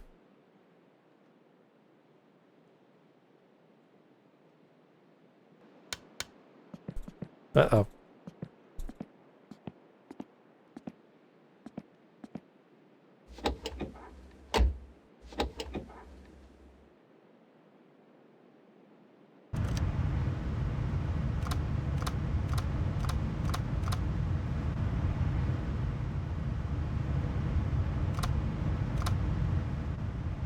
Okay, I think I have not paid the rent this week, so that's probably what that is. Let me see if I can get back into the house with just the sorbets lights. Here we go. I just left the front door open as well. Yep. Alright. Let's go pay the bills. Take your money, tax man. Oops. Good thing the electric company instantly knows that you've put money into your envelope and put it in your mailbox, and has the ability to instantly turn your electricity back on. Alright, let's turn this back off. Now then, before we were interrupted...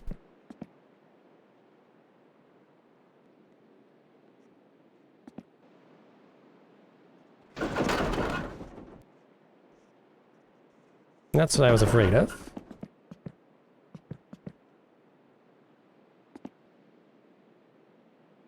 I've got bolts on both sides, so I'm gonna just tighten the bolts and we'll see if the engine just like snaps into place. No. I can't even get to that one. Now can I move it with that one cinched down? Probably not, huh? Nope. Oh, come on! Stop it!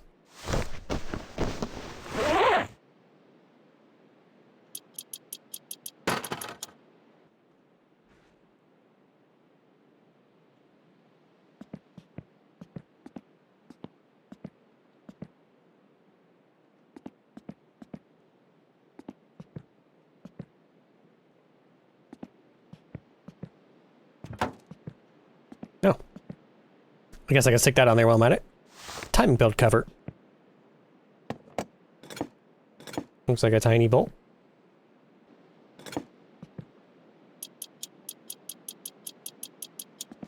Okay. Oh.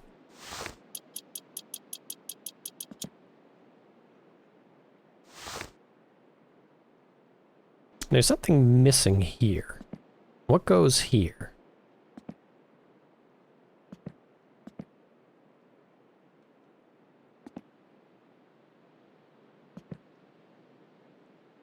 Oh.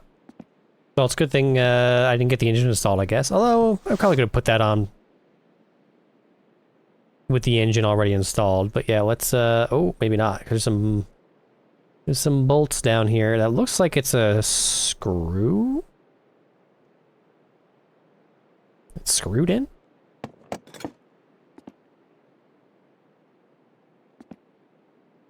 It is. Wild. Alright. I'm gonna need some coffee for this in real life at this rate.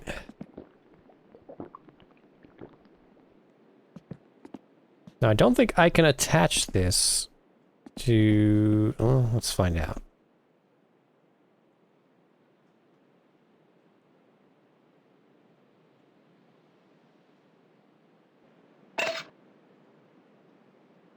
Hoist handle.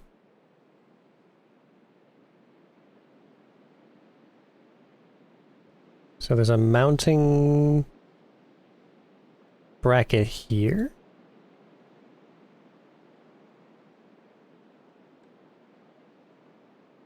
It won't go any lower than that.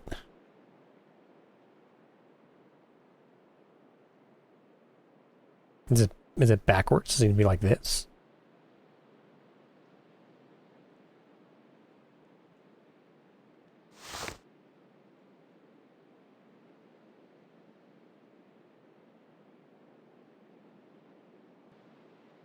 Yeah, there's no bolts. I can't get this to connect to this.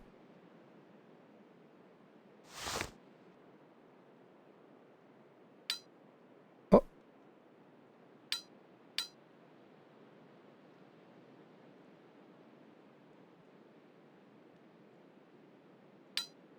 It's extreme. I can see the bolts appear and then disappear. It's extremely picky. Wow, how do I even get that to line up? Like we're fully down.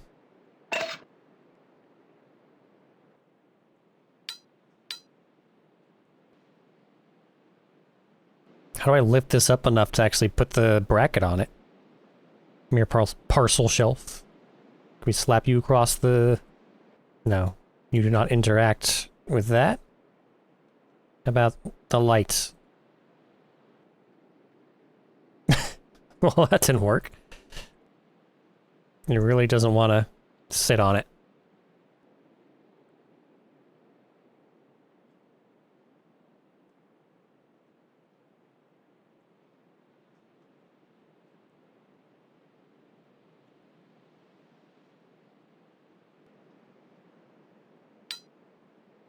Oh! Hang on, hang on. We cheesed it, I think. Alright. Get on there. Doesn't make any sense. It's not lined up to anything. Where's the other one? No! Oh, no, that was it. Tightening down, right? Yeah, because now it looks like it's cinched on there now. So, I lift this up. There we go. Good grief. Okay, and this is finicky enough. I'm gonna go save again. I hate to save scum, but this is just a little bit silly with the physics. Alright, so how easy is this to move now? Motor hoist. Pretty easy. I'm worried about the engine swinging around like that, but... should be alright. I just need it to calm down a bit.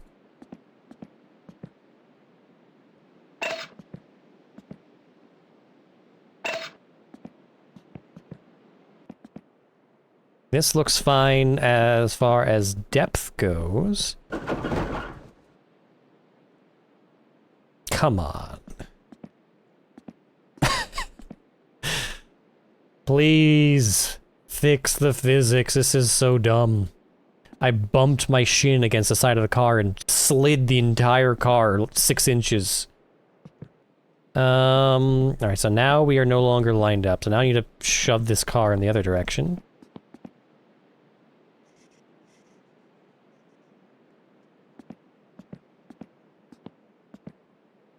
I think that should be okay. Let's lower it.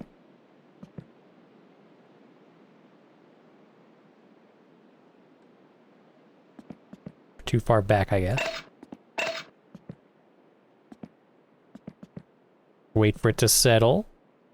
Double check and make sure we have everything actually attached, because I don't have to pull this thing back out again.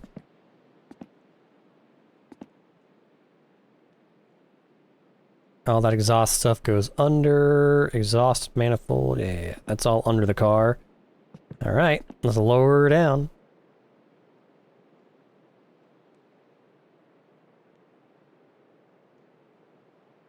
It's phasing through the radiator. I can't tell. We're too high up to get the bolts yet, so keep going.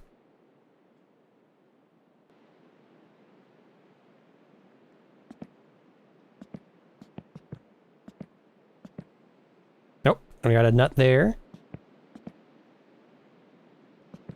I can't see this side. No nut on that side. I think we're at the right height. We just slide it a little bit to the left.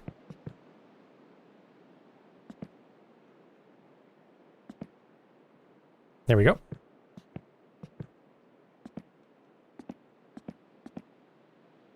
Now we lost this side. Let's go down one more notch, maybe?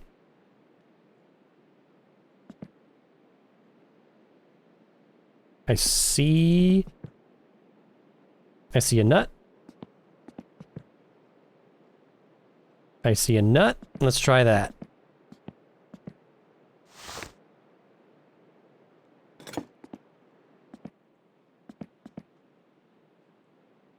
There we go. Oh, it slid into place. Yes. All right, there's one.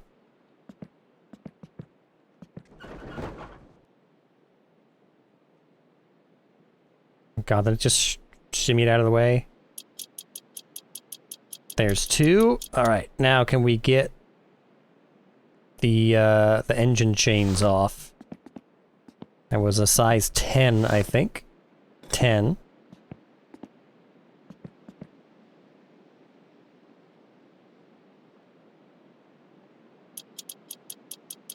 There's one. Can't get it through the engine. Come on.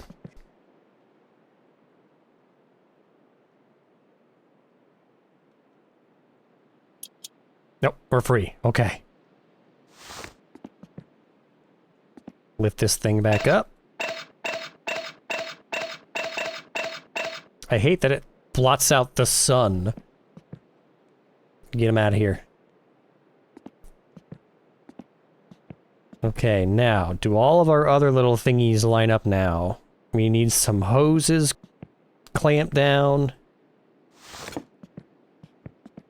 Please stop moving the car.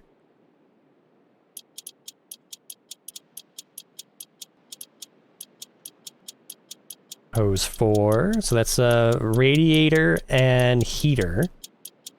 Now we have our exhaust hook up here. It looks like it's too big. I'm about to see, because we ordered this special. And this, it looks like it's not going to connect. So do we need to get down here and remove that? The front, the exhaust front is what I'm talking about, sorry. For being vague. Let's see.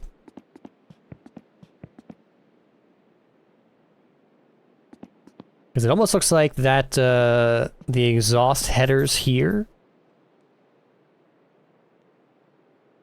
should connect past the exhaust front. Let's see, they run to here.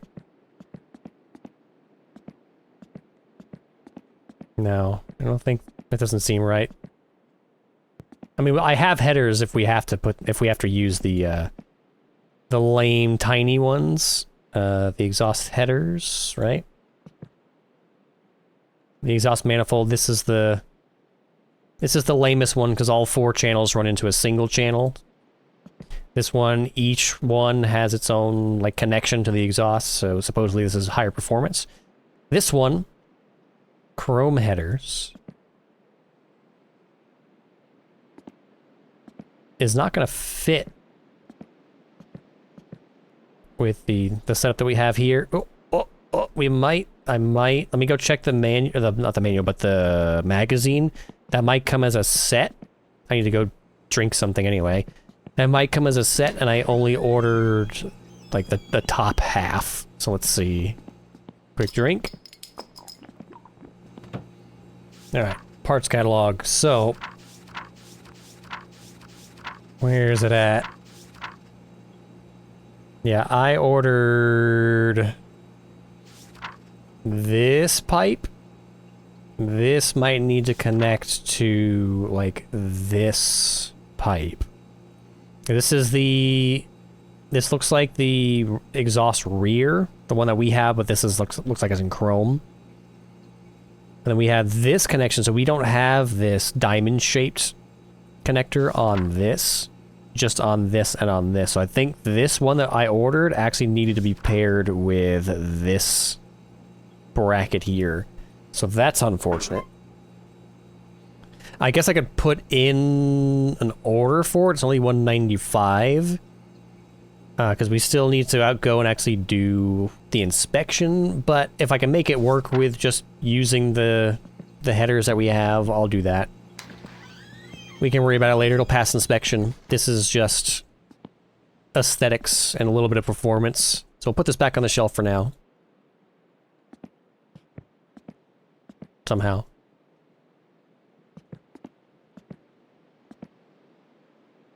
That'll work.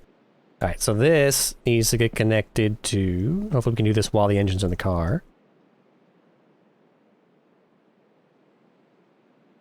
Thank God. There we go. Okay.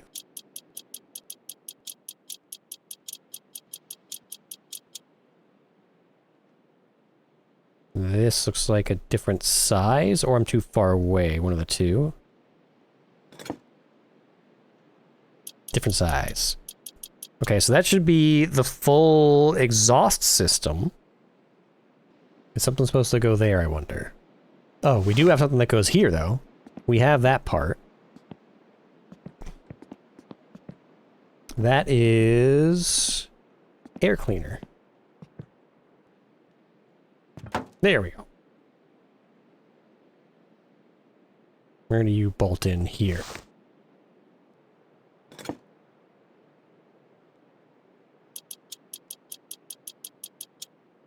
Just one? Yeah, I think it's just that one. Ooh, don't start a fire. Yeah, because I can't break it off. Now, I don't know... Do we need... Does this connect us to something else? Or is it just... It's just got a tiny little scoop here. I don't know. But, let's see... Light. Toss this away. Good, we can put that in. Do I have to tighten... I can't pop it out. So it's just in. Okay, good. Yeah, there's this. We have to do some electrical stuff now. But now that we have the engine in... the transmission. Yeah, transmission. So, let's get this under with a light. I was about to say, let's do fluids, but we still have a lot of build left. We're not there yet. Alright, transmission is going to be facing this way, or gearbox is going to be facing this way. And I'm guessing this is the connector for the opening where the gear shifter comes down. And then the back side of that should connect to the drive shaft. And I'm hoping that I don't have to take the drive shaft back out to install this thing, but it's entirely possible. Alright. Can I pop this on here? Yes. Okay, and that just goes right into the drive shaft. Perfect. What size bolts? I'm shocked. 1, 2.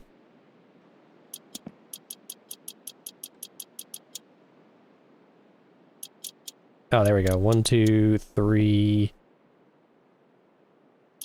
4. I hope those are the right bolts. I can't really see the front of this. Spark plug. Anything in the back here? I don't see any bolts. Now, there was also a gearbox cross member. I'm not quite sure where that's going to go. Yeah, gearbox cross member. Saw a check mark. Right there, okay. Oh my god, that scared the shit out of me. Why did you take that off? You're not even... You're in tool mode. Whatever.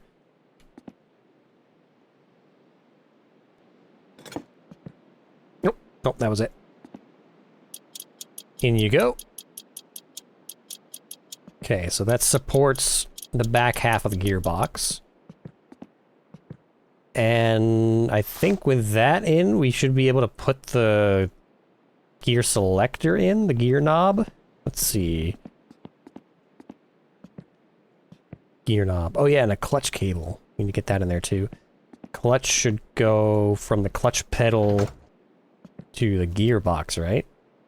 Or to the flywheel, or to the... No, to the clutch, yeah, because the flywheel contacts the clutch. That's what... You pull the clutch plate away from the flywheel to shift gears because you don't want to be moving the gearbox while the engine is applying power to the drivetrain. And then when you release the clutch pedal, the clutch re-engages the flywheel and then power flows from the engine into the gearbox and then into the drivetrain or into the drive shaft. So this is going to go right here. Boom.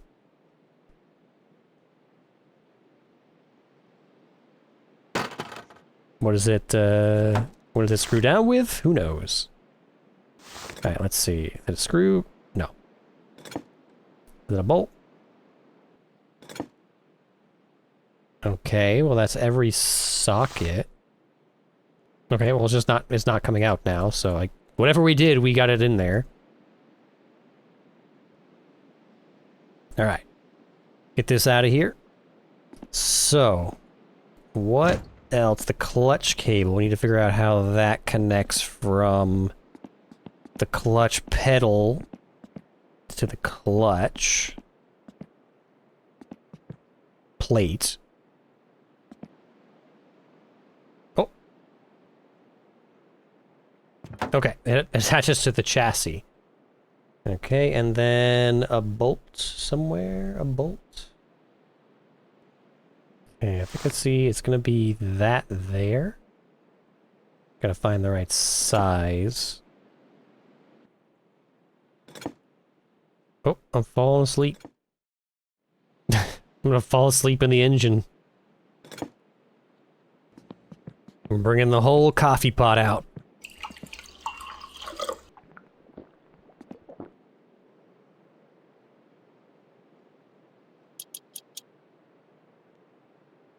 Is that it? There we go.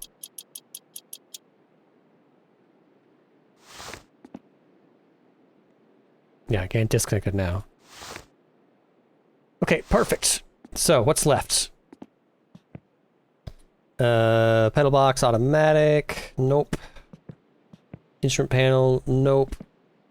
Light bulbs. For the rear, I guess. No. They do not need light bulbs. So we bought too many light bulbs, but that's fine. They're inexpensive. So I guess I just saw wiring mess. Is this how we wire things up?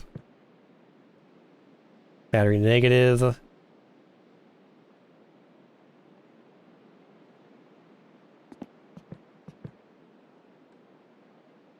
Battery positive. What is this?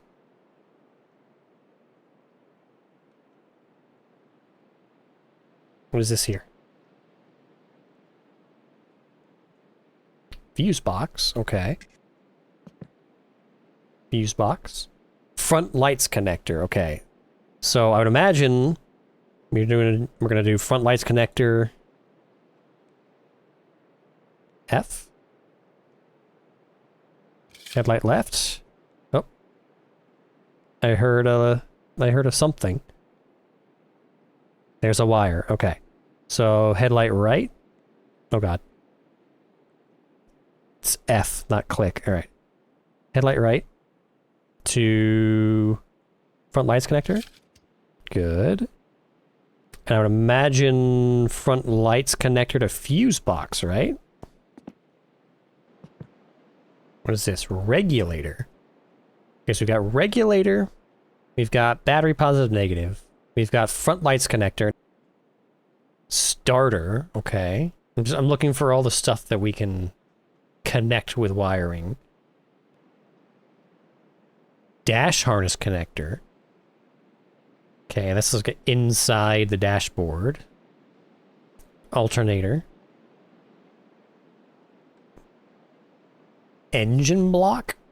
Like the whole engine block counts as an electrical connection. Interesting. Oh, chassis earth. Earth chassis, and the chassis earth, to be connected to the negative terminal of the battery, right? There we go. Because that's the ground for the battery. And if the engine block is its own electrical component, let me see if I can find it again. Chassis earth. Oh, engine block. Probably needs to be grounded to chassis earth. Where chassis earth? Erg. Alright. Go save and reload. Oh god, it's daytime. Maybe I'll, sleep real quick?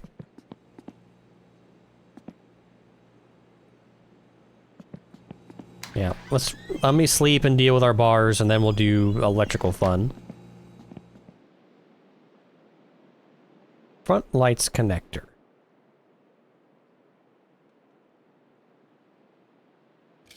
Main connector. Oh. Okay, so it doesn't go to the fuse box, it goes to the main connector. Interesting. So here's chassis earth again. So chassis earth.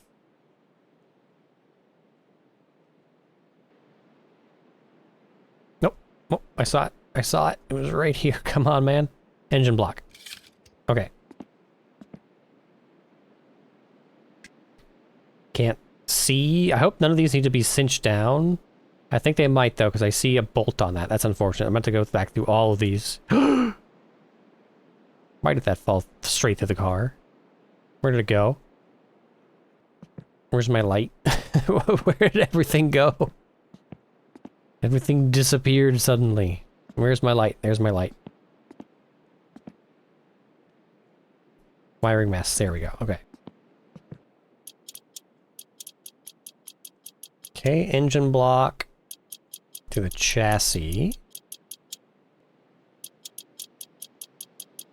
There's chassis earth down there for the battery. I don't want to tighten the battery down yet because we don't want voltage to be flowing from the battery while we're still wiring things up.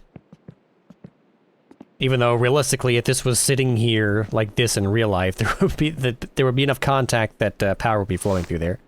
But we're not going to do that. All right, wiring mess. Let's see. We've got main connector.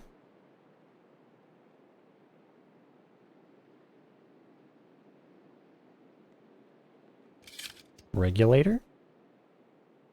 Main connector. Ignition coil. Heater blower. Okay. To fuse box. Fuse box. Ignition switch. Okay, that made a connection. Dash harness connector. Dash switches. Okay. Alright. I'm ready to admit that this is beyond my knowledge. Electrical wiring of vehicles is definitely outside of my wheelhouse, so I have a list here from the wiki. So we've got battery positive terminal to starter. The starter is down here. Starter. Battery positive. There might be a bolt. Let me see if I can get to it from underneath. Oh. Okay. I think that was it. At any rate, going down the list, we did the headlights. We did chassis earth to the engine block, chassis earth to battery negative, main connector to battery positive. Battery positive, Where's the main connector? It just disappeared. I can no longer interact with the main connector. Okay, so after going through the Steam forums, the wiki is wrong. The battery positive terminal does not connect to the main connector. It connects to the fuse box. Supposedly. There we go. Okay. So now we get the clamp, which I'm not going to screw down yet. Continue on the list here. Main connector to ignition coil, which we've got. Main connector to regulator we've done. Fuse box, I assume is done because I cannot interact with the fuse box anymore, but it says I should go to the wiper motor, but I don't have a wiper motor. I have a wiper. Heater blower's done. Regulator to alternator. I think must be done. I can no longer interact with anything here in the engine bay, so I think this is all done, or it doesn't realize that I'm holding the wiring harness, or wiring mess, one of the two. So let's go inside. Okay, dash harness connector. 2. Ignition switch, we already did. Turn signal switch. Oh, I saw it for a second. Turn signal switch. Now I can't find the dash harness again. This sucks. This is insanely unintuitive, and you have no way of knowing that any of these exist. You're just like pixel hunting around inside the dashboard.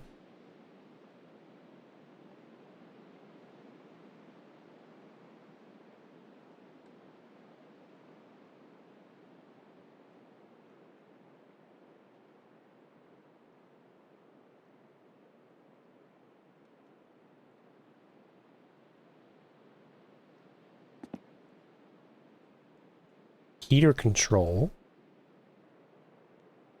Dash harness connector. Oh.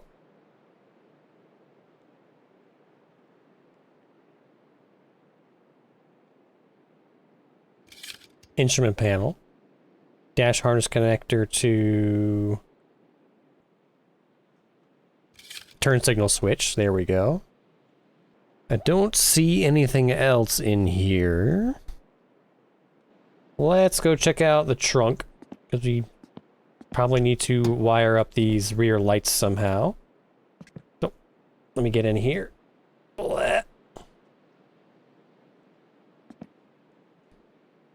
rear light left.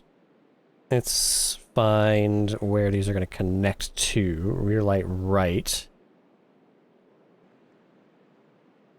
Rear, okay. Rear harness connector was like here somewhere. Rear light left. What a pain. Like there's no good way to look at this. Window heater connector. Fuse box. Okay, again, the wiki is wrong. Rear harness connector to fuel tank, I guess for reading the fuel level from the fuel sensor. Alright. I think the way we're going to find out what else needs to be done is to just fire this thing up. So, let me tighten down these battery terminals. Okay, 1 and 2. Didn't get electrocuted. Good. Hood. Toss it on.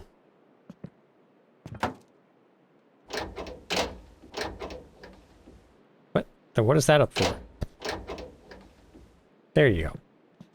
What do these connect with? 1 and 2. 8 turns. Now. How do I... There we go. Okay. She's closed, but we actually need this open because I need to put some fluids in here next. So... This is brake fluid.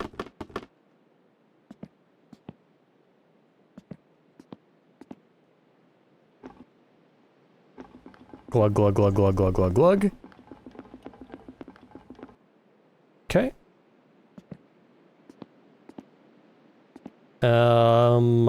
Oil. Where in the hell is the oil fill on this engine? Oh my god. That is a really good question. Screw this back on.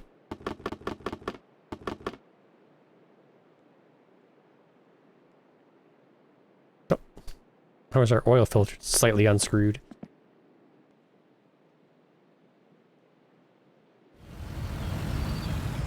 Alright. Hang on. Turn it off. Alright, so I looked up what the issue was, why I couldn't put oil in the car, and it's because... Where the hell did the newspaper go? It's because there's a part still missing. We need a rocker cover, which the wiki says is not necessary. Are you kidding me? Fine. Keep your septic shit to yourself. So, that means I'm gonna have to play another 6 hours of this game to order a whole bunch of other extra crap to try to get this one part to finish the build, unless there happens to be a specific listing for a rocker cover.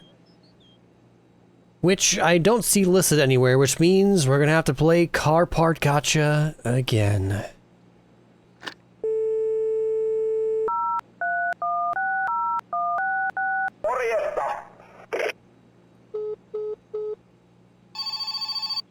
Oh. Whatever it is, I need the work. Oh god, the worst job possible. Whatever. Alright, let's get these counted up. Looks like we got 10 boxes for a total of 4,630 this week. Ouch. Well, nothing to do but to play the game. Okay. It's done. I've ordered every random grab bag box in Marchetti again. So now we have to go pay it all off.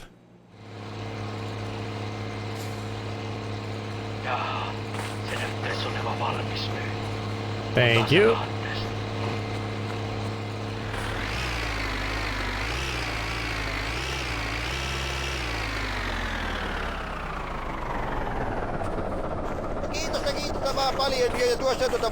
Thank you.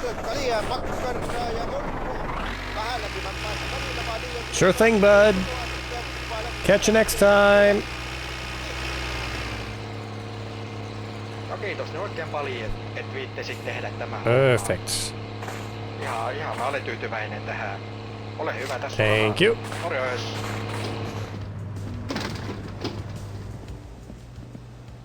All right, here's 540, 450, 340, 460, and okay, just 4 for today.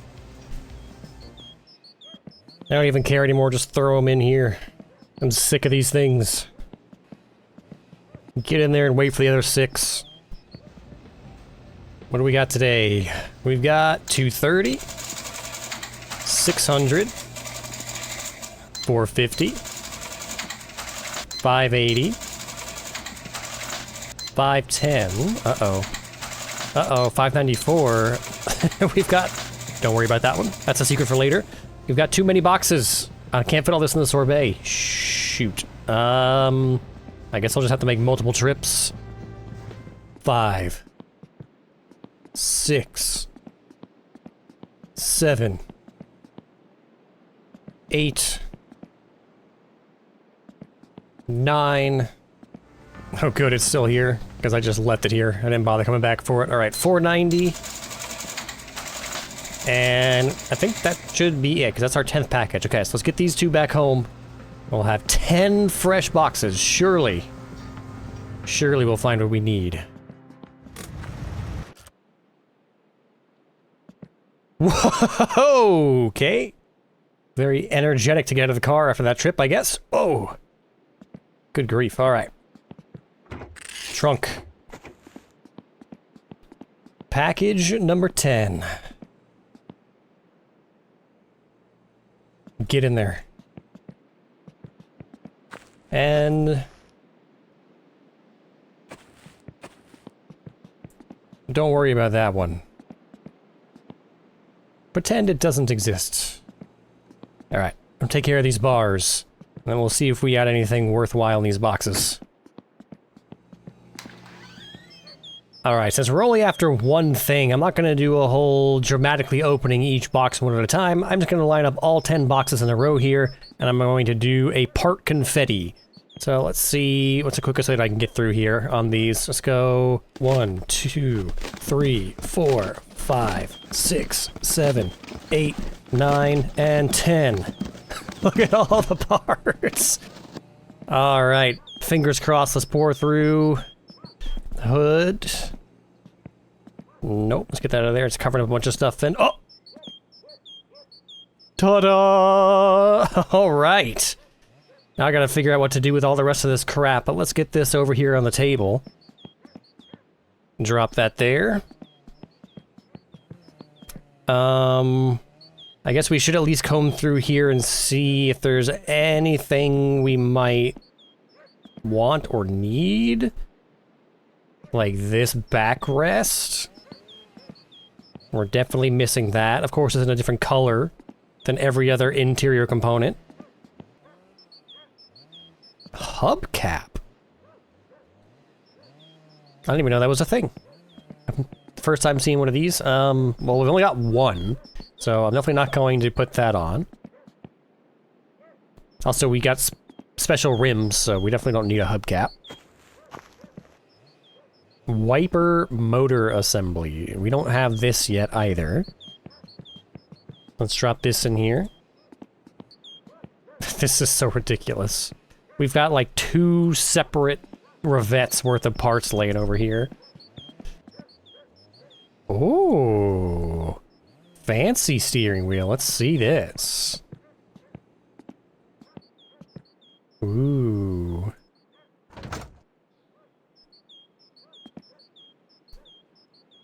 I'm torn, because this one does have the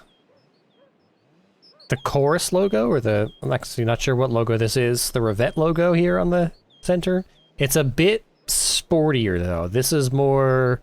like, this matches the interior trim, although the wood, for some reason, is a slightly different color. It's slightly more saturated than the wood paneling on the dashboard. But... ooh, that's a tough choice. We'll put this to the side for now. This will be another aesthetic option, so I guess I'll put this in the aesthetic options pile. A car radio? Let's go! Put this in the to install pile. I feel like the next time I load the game in and all these physics objects start colliding with each other, this whole pile is just going to explode all over the place. Right, last sweep. I think we're good. Alright, now let's see how much of this we can put on without having to take anything apart. I really hope this, this rocker cover will just slot on. Stay. Oh! Thank God. Oh! I fell through the engine bay. Alright, let me get out of here. Hopefully without spazzing the car out. So, let's find out what kind of bolts it's gonna need. Let's bring the whole thing over here.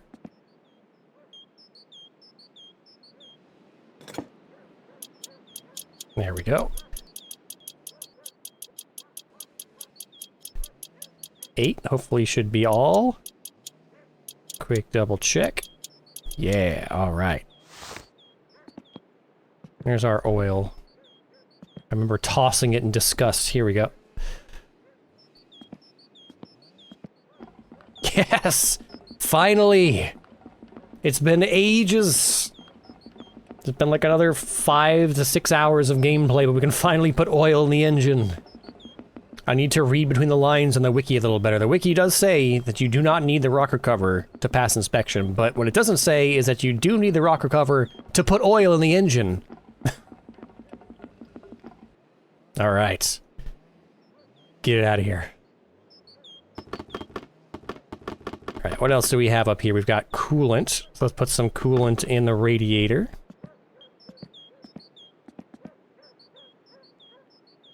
Glug, glug, glug. Oh.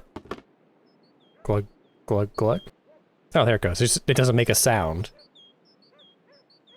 It's completely silent fluid.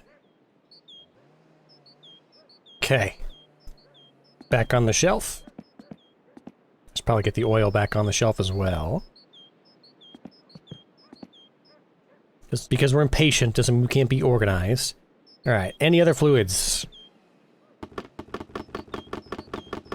Oh, I know a very important one. Some gas. Glug, glug, glug.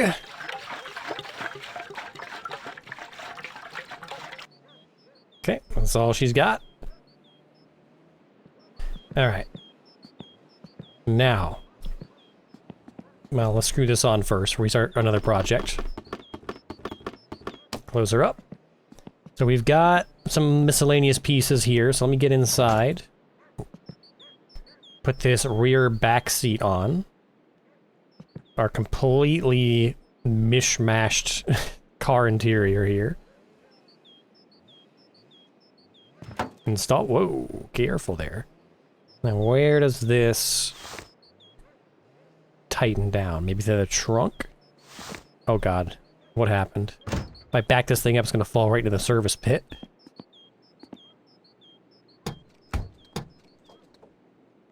There we go. There we go. There we go. We'll do it through the window. 1 and 2. Perfect. What else we got here? A wiper motor assembly. I guess this attaches somewhere in the engine bay or up under the dashboard. Oh, oh god. Right here. Couple more bolts. There we go. 1 and 2. And I assume, since it's got an electric motor in it, we're going to need some kind of, yeah, wiper motor to fuse box. That's the ticket. We've also got a car radio here. Let's see if I can get in here at all over the service pit. Ugh. All right, it's not a sexy looking radio, but this is 1999, to be fair. Huh. I don't see a way to actually secure this thing in here.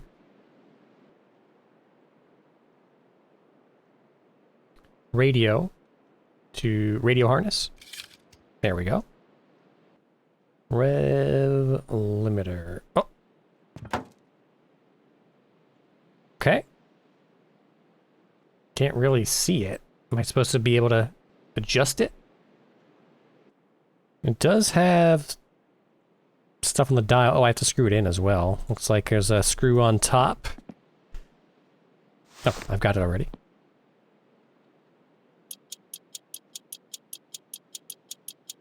Okay, screw that in. Let's get a light somewhere where I can see.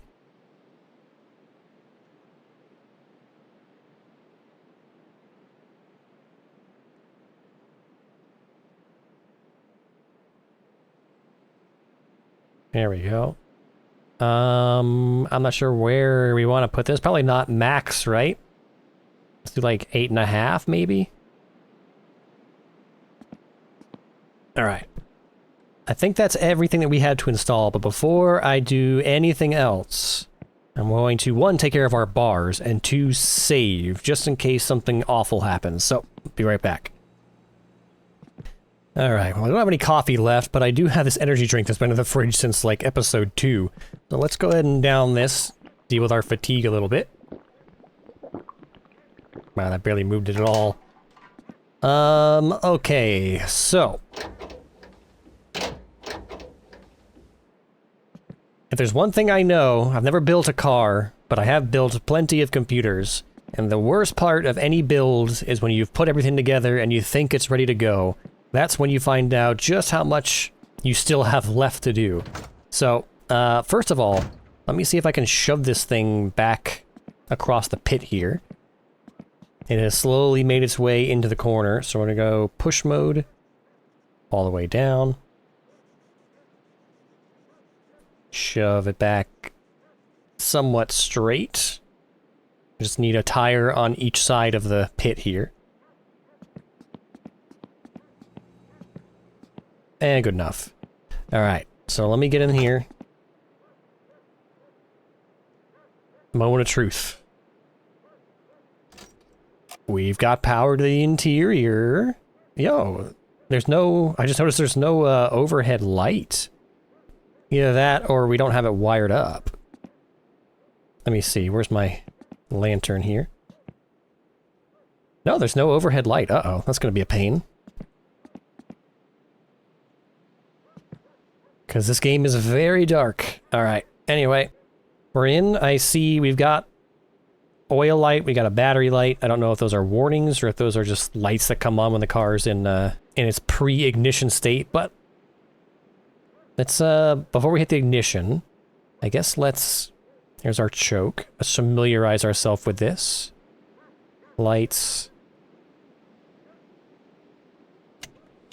I see headlights. Very nice. One headlight, two headlight.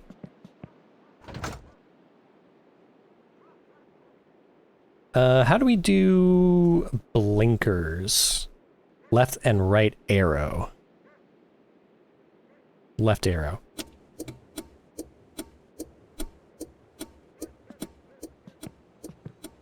So far, so good.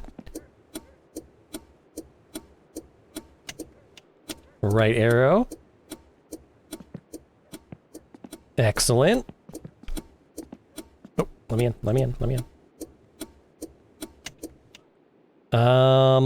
I think that's all I can test before we turn the car on, so let's see what happens. Ignition.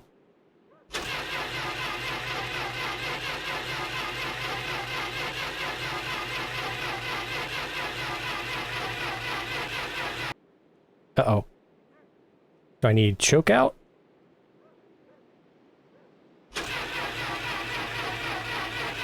We got gas. We have a low temperature.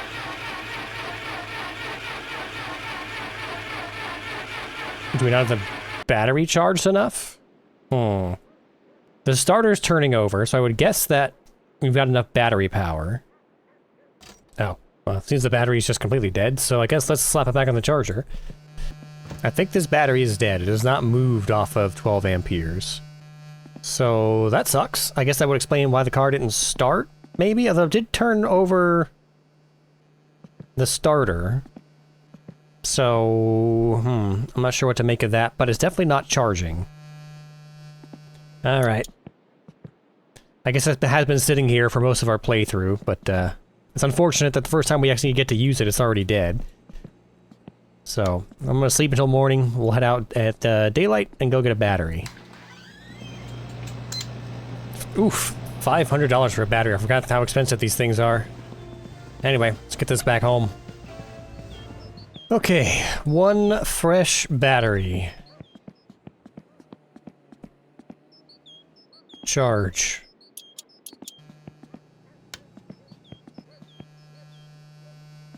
Let's see. Alright, well this hasn't been getting any lower, so it must be done. Let's see. We'll yank this off.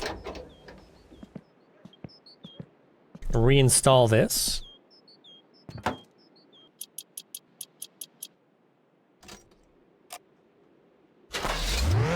Oh, instant satisfaction. Listen to that. That's a very interesting sound, actually. Alright, let's put the choke in. Oh, we got some popping going on. I mean, we have unburned fuel.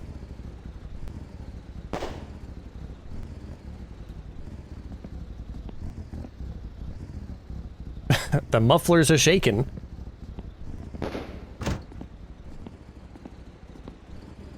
It sounds much quieter than I feel like it should sound. But I don't know.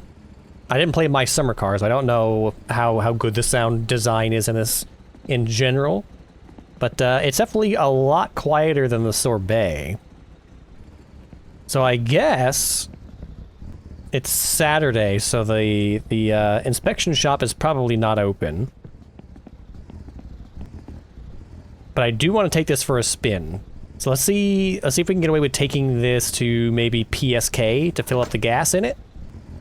And then I guess we'll have to wait until Monday to actually take this thing in for an inspection. Let's get her out of here.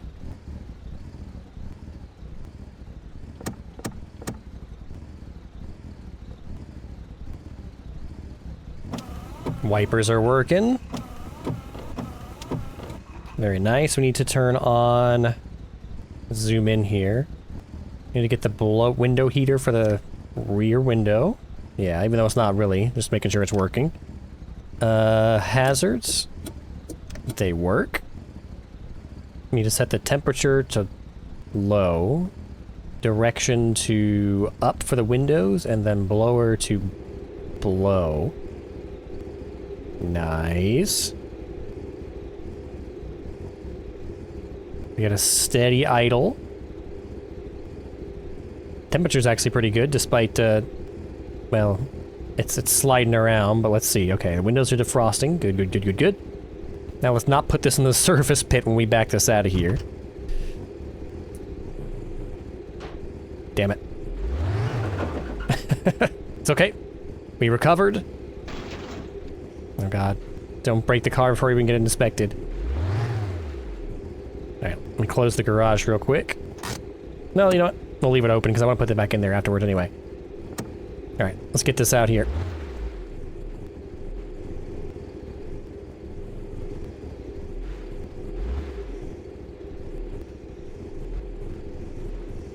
I have to be careful because I'm pretty sure the sorbet is indestructible and the Rivett is not. So each one of these little crunches is worrying me. Oh god, oh god. There's something extremely wrong with the steering. It is pulling hard right, super hard right. I think when I was down there playing with those little bolts on the bottom of the tires, that I got the alignment way, way off. Yeah, I'm not touching the steering. It immediately spins out. Oh no. So we may actually want to get this to Fleetari for a oh. Why did we stall?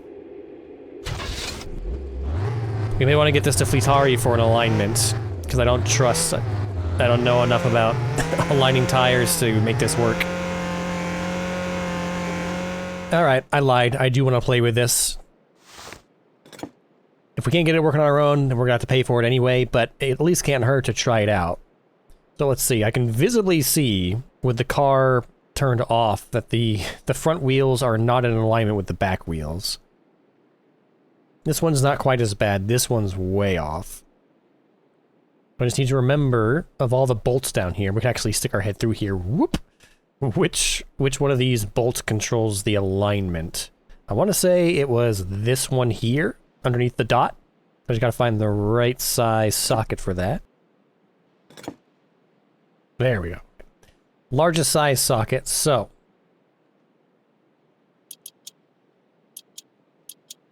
Hey.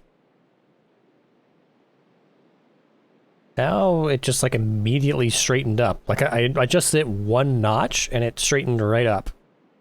I don't know if that's supposed to happen.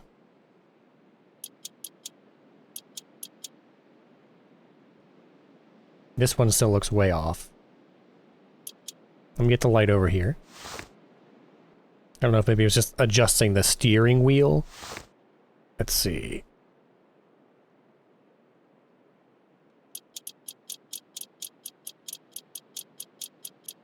This looks like the right direction. Needs to turn the tire inwards. Slowly.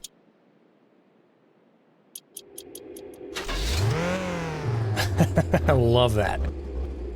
I do have to pull the choke on it, but I mean, that's to be expected in this kind of weather. I'm not sure if the popping is good or bad. That would drive me insane in real life. It means that we're burning fuel, or we're not burning fuel, so there's unburnt fuel in the exhaust. But the car is running.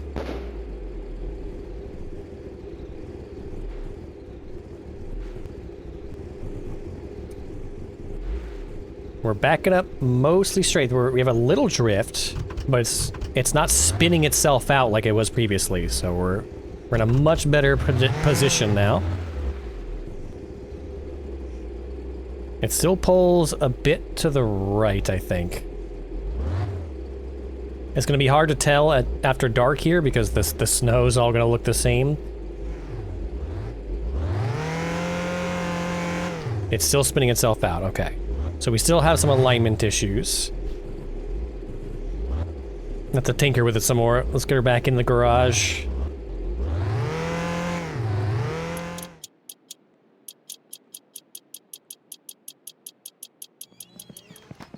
Okay, I slept until morning so we have some daylight to play with. Before I went to bed, I did adjust this wheel in towards the car a bit. So let's take a look. Oh, smash the driver's side window.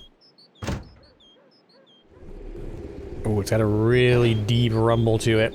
We seem to be backing up pretty straight. We're getting a little drift now. So it's still not perfect. It's almost got too much oomph. I gotta like feather it on these back roads because immediately the revs immediately shoot up. No, like we are in first gear. All right, second gear. Okay, it's got some rightward pull, but it's way better. It seems like it only does it when I'm accelerating. As soon as I accelerate, it pulls hard to the right. I don't know what to make of that.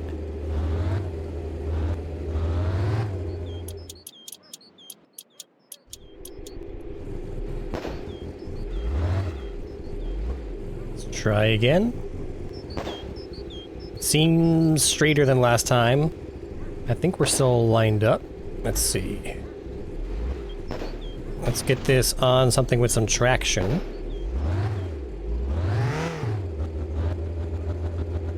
Yeah, it rolls in a pretty straight line when I'm not giving it gas. But then as soon as I apply some gas, it just starts spinning out. Let's get her on the ice.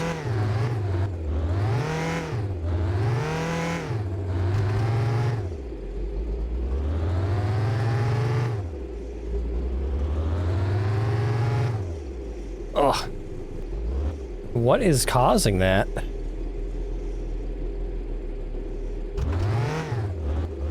It gets better traction on the ice at least. So if I just like, if I feather it, like we can even do it in second gear. It'll catch in second gear, which we can't do in the sorbet.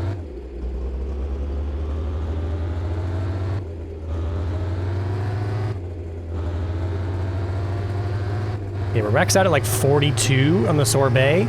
So we're hitting like 80 kilometers. 80 kilometers an hour over the ice. In the Rivett. Yes. Once it gets up to speed, it's super straight. So I think our alignment's got to be good. I'm just not sure why it's spinning out at low speed.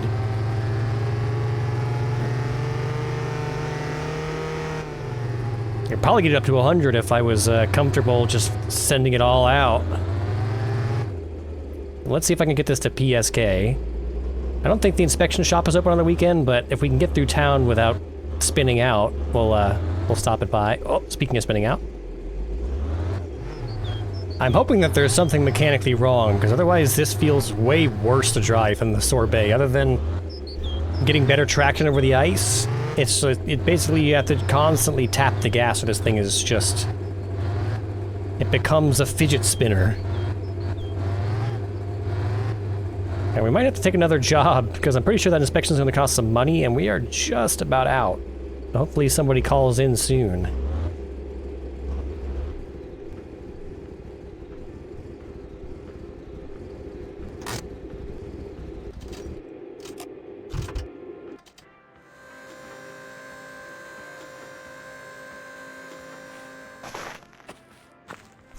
It does feel nice to finally be able to take this thing to town, though. After all the work we put into it, 60 to 70 hours at this point. If only the interior looked a little more coherent and a little less disgusting. Needs a good, deep cleaning.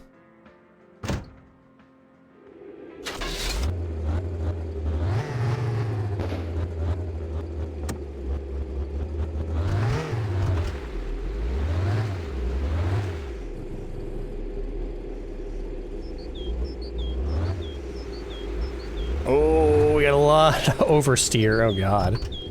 This is gonna take some getting used to after all this time getting used to how the sorbet handles. Oh, and we're still stalling it out somehow.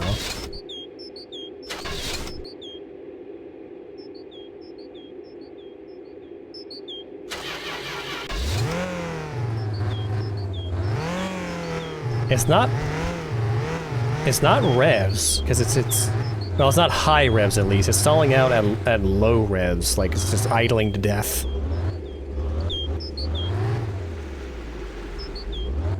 Alright, let's test this out on open snow.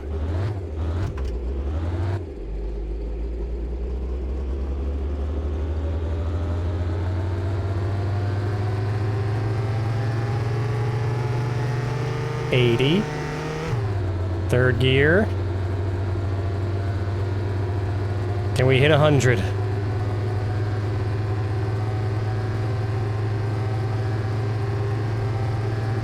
Come on.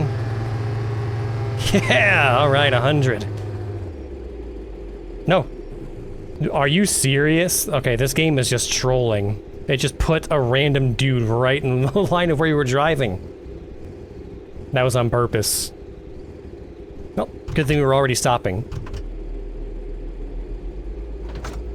Get off the lake, you bum!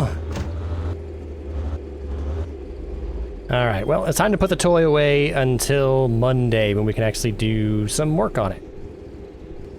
So, I'm gonna park this here, and we'll see you in a bit. Alright, I did some quick reading on the Steam forums, and I think I finally know what these sandbags are for.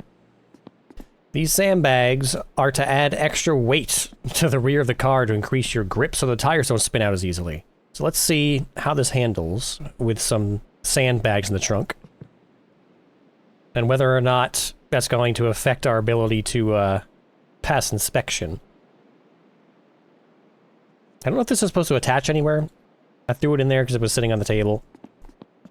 But I don't see like an anchor point for it. So, I'm just gonna leave it floating in the trunk.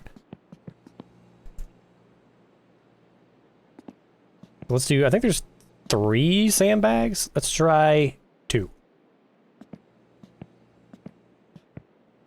Let's see, it's going on, well, it's like 8:30-ish. I don't know what time the inspection shop opens, but hopefully by the time we get across the lake, it'll be ready. They'll be open. Oh, that feels way better already. No spinning out. No feathering the throttle. I'm not gonna power into a turn like that, because that's asking for trouble, but... oh yeah. It feels buttery smooth compared to how it was.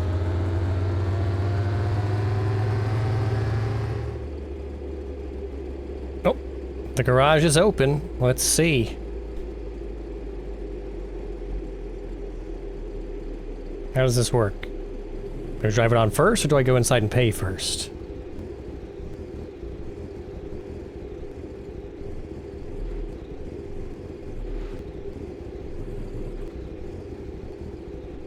Well, let's park it there and head inside. Off. Who do we talk to in here? I've never been in... oh, wrong side of the counter. Nola Katsastus. Car inspection, $349. We can barely afford the inspection. Historic vehicle inspection? I don't know what that means. Car inspection. Ring me up. Mennäänpä kahtomaan.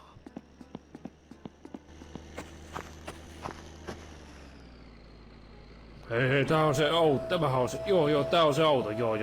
Good, maybe you can tell me what's wrong with it. Apparently it's mainly a keyboard thing, because the keyboard inputs are binary. You're either not giving it any gas or giving it maximum gas. And if you're playing with controller, it handles a lot better. You can slowly ramp it up instead of giving it, you know, dropping maximum acceleration instantly. This is how you inspect the car, stabbing it repeatedly with a screwdriver. To charge you for damages. Do you have any? That's the first thing you've done today. I'm your first customer. What? What's wrong with it? How do I read this? Vehicle requires repairs and adjustments not suitable for road use. Requires repairs... Oh, emissions. What's wrong with our emissions? We've got exhaust on there, right? Our exhaust is connected all the way through. I remember seeing the muffler vibrating when we first turned it on. Well, unfortunately that means we're gonna have to do another job in order to A, get this fixed, and B, pay for another inspection. But at least, of all the things that could possibly be wrong with it, we've got almost everything right. We just gotta figure out what emissions might be. Vehicle requires repairs and adjustments. Any recommendations? What should I do, boss?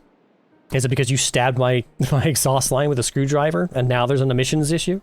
Well, let's get it back home at least. We're gonna have to do some more work.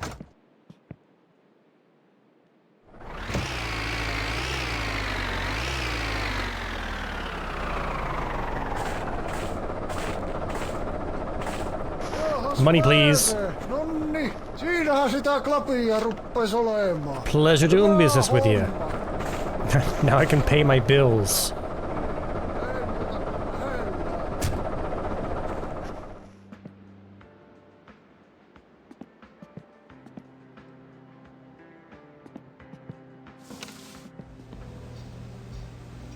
Okay.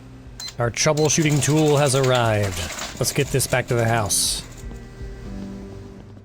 Okay, we're back with the goods. Let's get back to work. So, I did a little reading on the side here while we were waiting 3 days. It's now Thursday. I had to wait for this order to come in. And what I found is that the most likely culprit for our emissions failure, also surprised I got that, is that our carburetor is tuned too high, I guess. So we're allowing too much air into the engine. And so our AFR, our air-fuel ratio, is too high. It has to be within a very specific range in order to pass the emissions portion of the inspection. So, I have an AFR gauge here that I'm hoping just attaches to the dashboard. I saw a check mark there a second ago. Where was it? Check mark. There we go. Oh, it actually attaches to the A pillar. Does this need... I'm going to guess this needs some kind of screw, right? Unless it's just magnetic, but that's going to make it pop off easily, so let's see.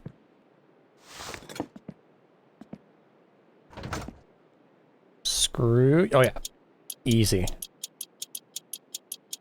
Okay, and then I am also going to guess this needs to be wired. This is an electrical component. Let's get the hood open here.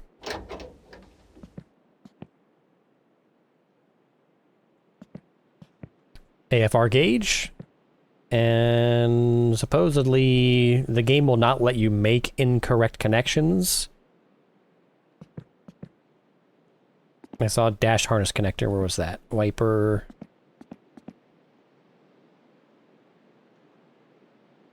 Dash harness connector. There we go. Okay. So that's got to be the right connection since it allows us to make it. So let's get the car turned on.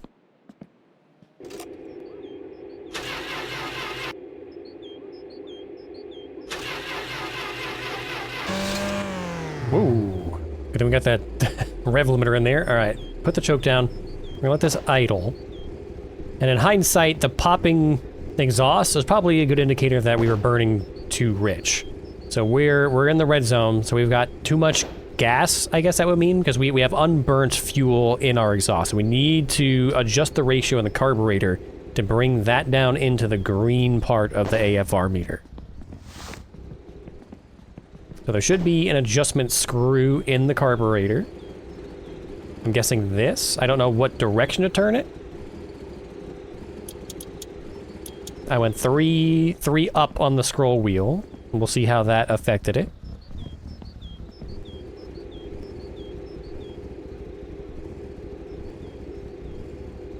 I think that should be fine. Look at that. We're bouncing around a bit, but it's idling in the green.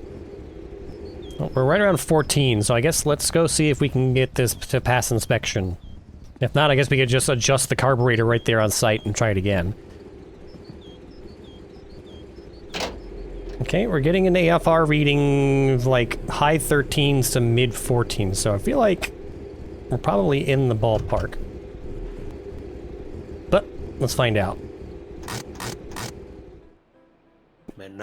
Inspect me!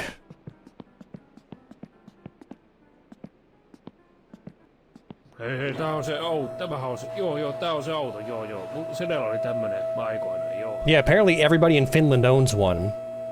And has just boxes and boxes of old rusted out Rivett parts.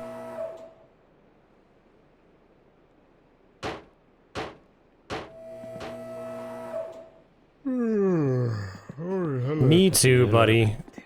You don't even know. Auto ulos. Oh! Not sure how it's possible, but your car passed the inspection. Let's go. Green across the board.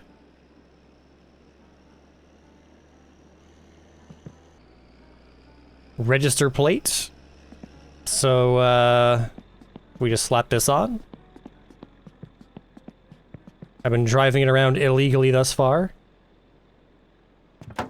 There we go. Screw it. It just pops off. That concerns me a bit. I feel like the first time I bump into something, they're just gonna fly off and get lost in the snow.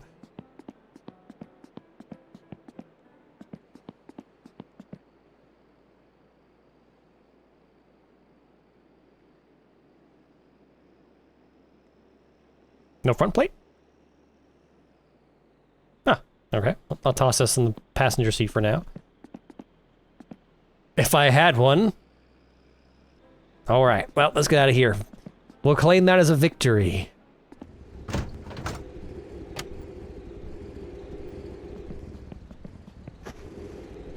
Alright, oh. Don't open the hood, I just want to put the beer on it. There we go, alright. We got a beer. We got our license plate, bop. I'm gonna go ahead and grab the thing I've been saving for the entire playthrough, this bag of fireworks. We're gonna set this off now to celebrate. Finally getting certified, passing inspection, completing the build of the sorbet. Is there anything I needed out of here? I wanted to see what this looks like on here, since I did pick it up. We'll just slap it on real quick. Hopefully.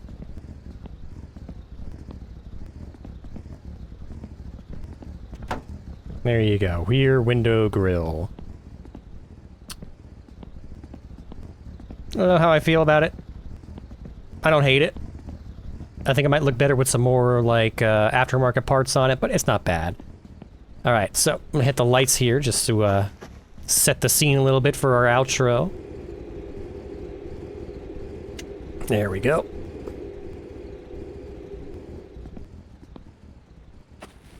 Let's pop a beer. Admire our work.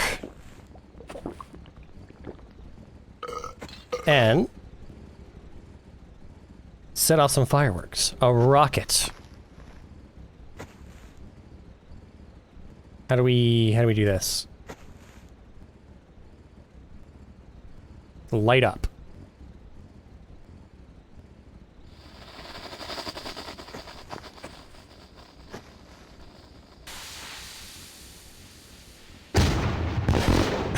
That's the wrong direction. How do we get this to go straight up? Can we use a beer crate?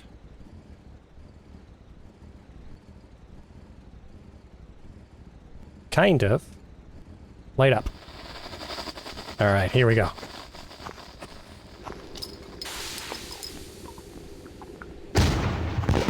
Hell yeah. Alright, well there we have it. Here's our completed Rivett build. A little bit dark here, but we had to split the ground between being able to enjoy the fireworks and being able to enjoy the Rivett. So, do one more circle around it.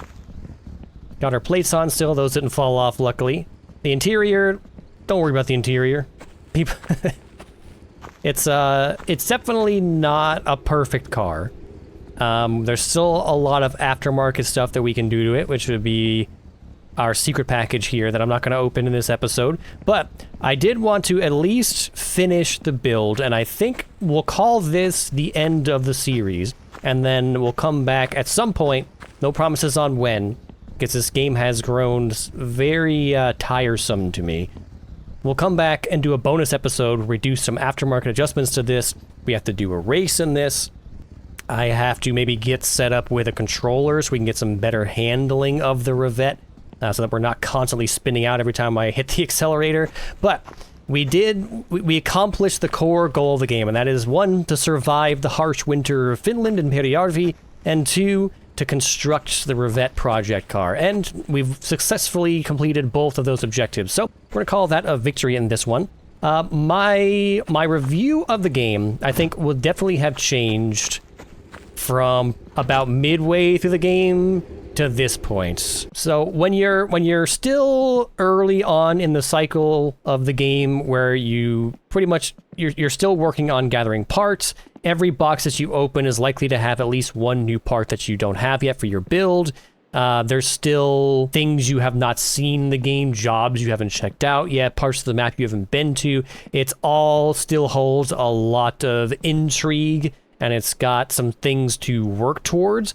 But once you get over the hump on the parts collection, which we can clearly see here, it becomes just an absolute slog, grinding out cash, grinding out boxes, placing orders, waiting for all of the slow, funny Finnish people to say funny things on the phone for 5 minutes, forcing you to listen to them until you can actually hang up and process the order, and then waiting several days for the orders to come in, driving back across the map to go pick up the boxes, dragging them back to the house, unloading them, sorting through the stuff that you don't need anymore and throwing it into a pile. It all becomes tedious.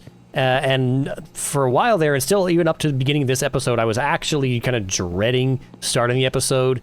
I had considered just dropping the series, but I do like to see things through, and I already have a number of games that I've started on this channel I haven't finished yet. So this one I felt was close enough to the end that I could just push through it, grind out the last bits of it, and boy, did it take a lot longer than I thought it would. I thought that I'd have this done in like a day of recording. It's been 3 days of recording now, and I've got well over 10 hours of footage, so I'm going to have a hell of an editing session in front of me to get all this cut down to like a 2-hour episode, but it doesn't have enough, I think, to kind of hook you all the way through to the completion of the build. It became a chore. And if I was somebody who was a bit more into gearhead stuff, I think the chore would have felt a little bit more tolerable. So I will say, it feels good to have completed the build. I'm glad that I went through the slog of it now that the slog is done. But when you're in the thick of it, it really does not feel good when you've ordered, you spent hours and hours grinding out, what do we have, 11 boxes worth of parts. After 4 or 5, we have 5 episodes out, so this will be the 6th episode. So that was 10 boxes on top of all the boxes we've ordered in the past 5 episodes. And that still wasn't enough to even complete the build to the point that we could turn the car on. I had to go and grind out an additional 10 boxes. Let me get this backed up here. I'm still salty that this does not have an interior light. And we're going to put the Rivett away. So keep in mind that we're going to put this into the service pit. So keep in mind that this is an early access game. So the game is actively in development. even as I'm here playing through it. It's changed, I won't say significantly, but it is a bit, there are things that have changed since I started playing it, like the addition of some additional parts, like the hubcaps were not in the game. Things that were broken as far as the build. I think I probably lucked out by completing the build as late as I did, because there were a lot of bugs with the build that would make you, even if you were doing everything right, the build was just impossible to complete because of bugs that have since been ironed out. So in a way, it's kind of a good thing that I've been dragging my feet on this. Please turn off. Please turn off. Please turn off. Why can't I kill the car? It's unstoppable. It's too powerful now. There we go. Good lord. Still not quite sure. There's some funky things about the Rivett, on top of just like the overpower and the steering. Obviously we can maybe get some larger tires on here with some grippier treads. We kind of hit the middle of the road tires on this just to get the build done. We can put the sandbags in the back to increase the weight over the rear axle to get some more traction. But as it stands now, when I hit the gas, it spins out if I'm not careful. Controller might alleviate that a bit, or we can ramp up the acceleration, but there's still just like not being able to turn off the car, or the engine dying when the car comes to a stop, like transitioning between reversing and then going back into first gear, and that kind of lull of the RPMs before you can get going into first gear, the engine will just cut out and you'll have to restart. So there's definitely some funky stuff going on. But the car does work. When it works well, and it feels good to drive, and it's clearly a machine, a beast of a car. But I don't think I'm able to properly appreciate it yet because of all the aforementioned issues and limitations. But again, super proud that we went through all the troubles to get it done. And I would like at some point after I've had a little break from it to come back and mod the car a bit, see what all the aftermarket parts will do, maybe do a little paint job on it, at Fleetari, put some racing stripes on it, something like that. So I'm at the point now that we've gotten over the difficulty curve, that we have a cool thing that we can play with. And at this point now, I would like to do some playing with it, but we're going to take a bit of a break from this game. It's because it takes, every episode is just so long to record, so long to publish. I have people chomping at the bit to get some more Star Rupture videos out. There's games that have come out, new games on Steam that I've had to pass up because I've just got too many series going right now. So it'll be nice to have this one off the plate for a while. But hopefully you guys have enjoyed watching me put this all together, struggling through figuring out what's wrong with it, what we're missing, laughing at my incompetence on things that are probably pretty obvious to gearheads and people who know cars and are completely over my head, like, hey, you need a rocker cover on your engine or it can't hold any oil. So things like that. But yeah, hopefully it's been a good romp for you. And if you've made it this far into the series, then thank you very much for watching. If you enjoyed this playthrough of My Winter Car, hit like and subscribe. If you want to check out My Winter Car for yourself, head on over to Steam and pick it up. And if you want to let me know what you thought of the game, then hit the comments down below. But whatever you do, I'll see you right here again in the next one. So until then, bye-bye.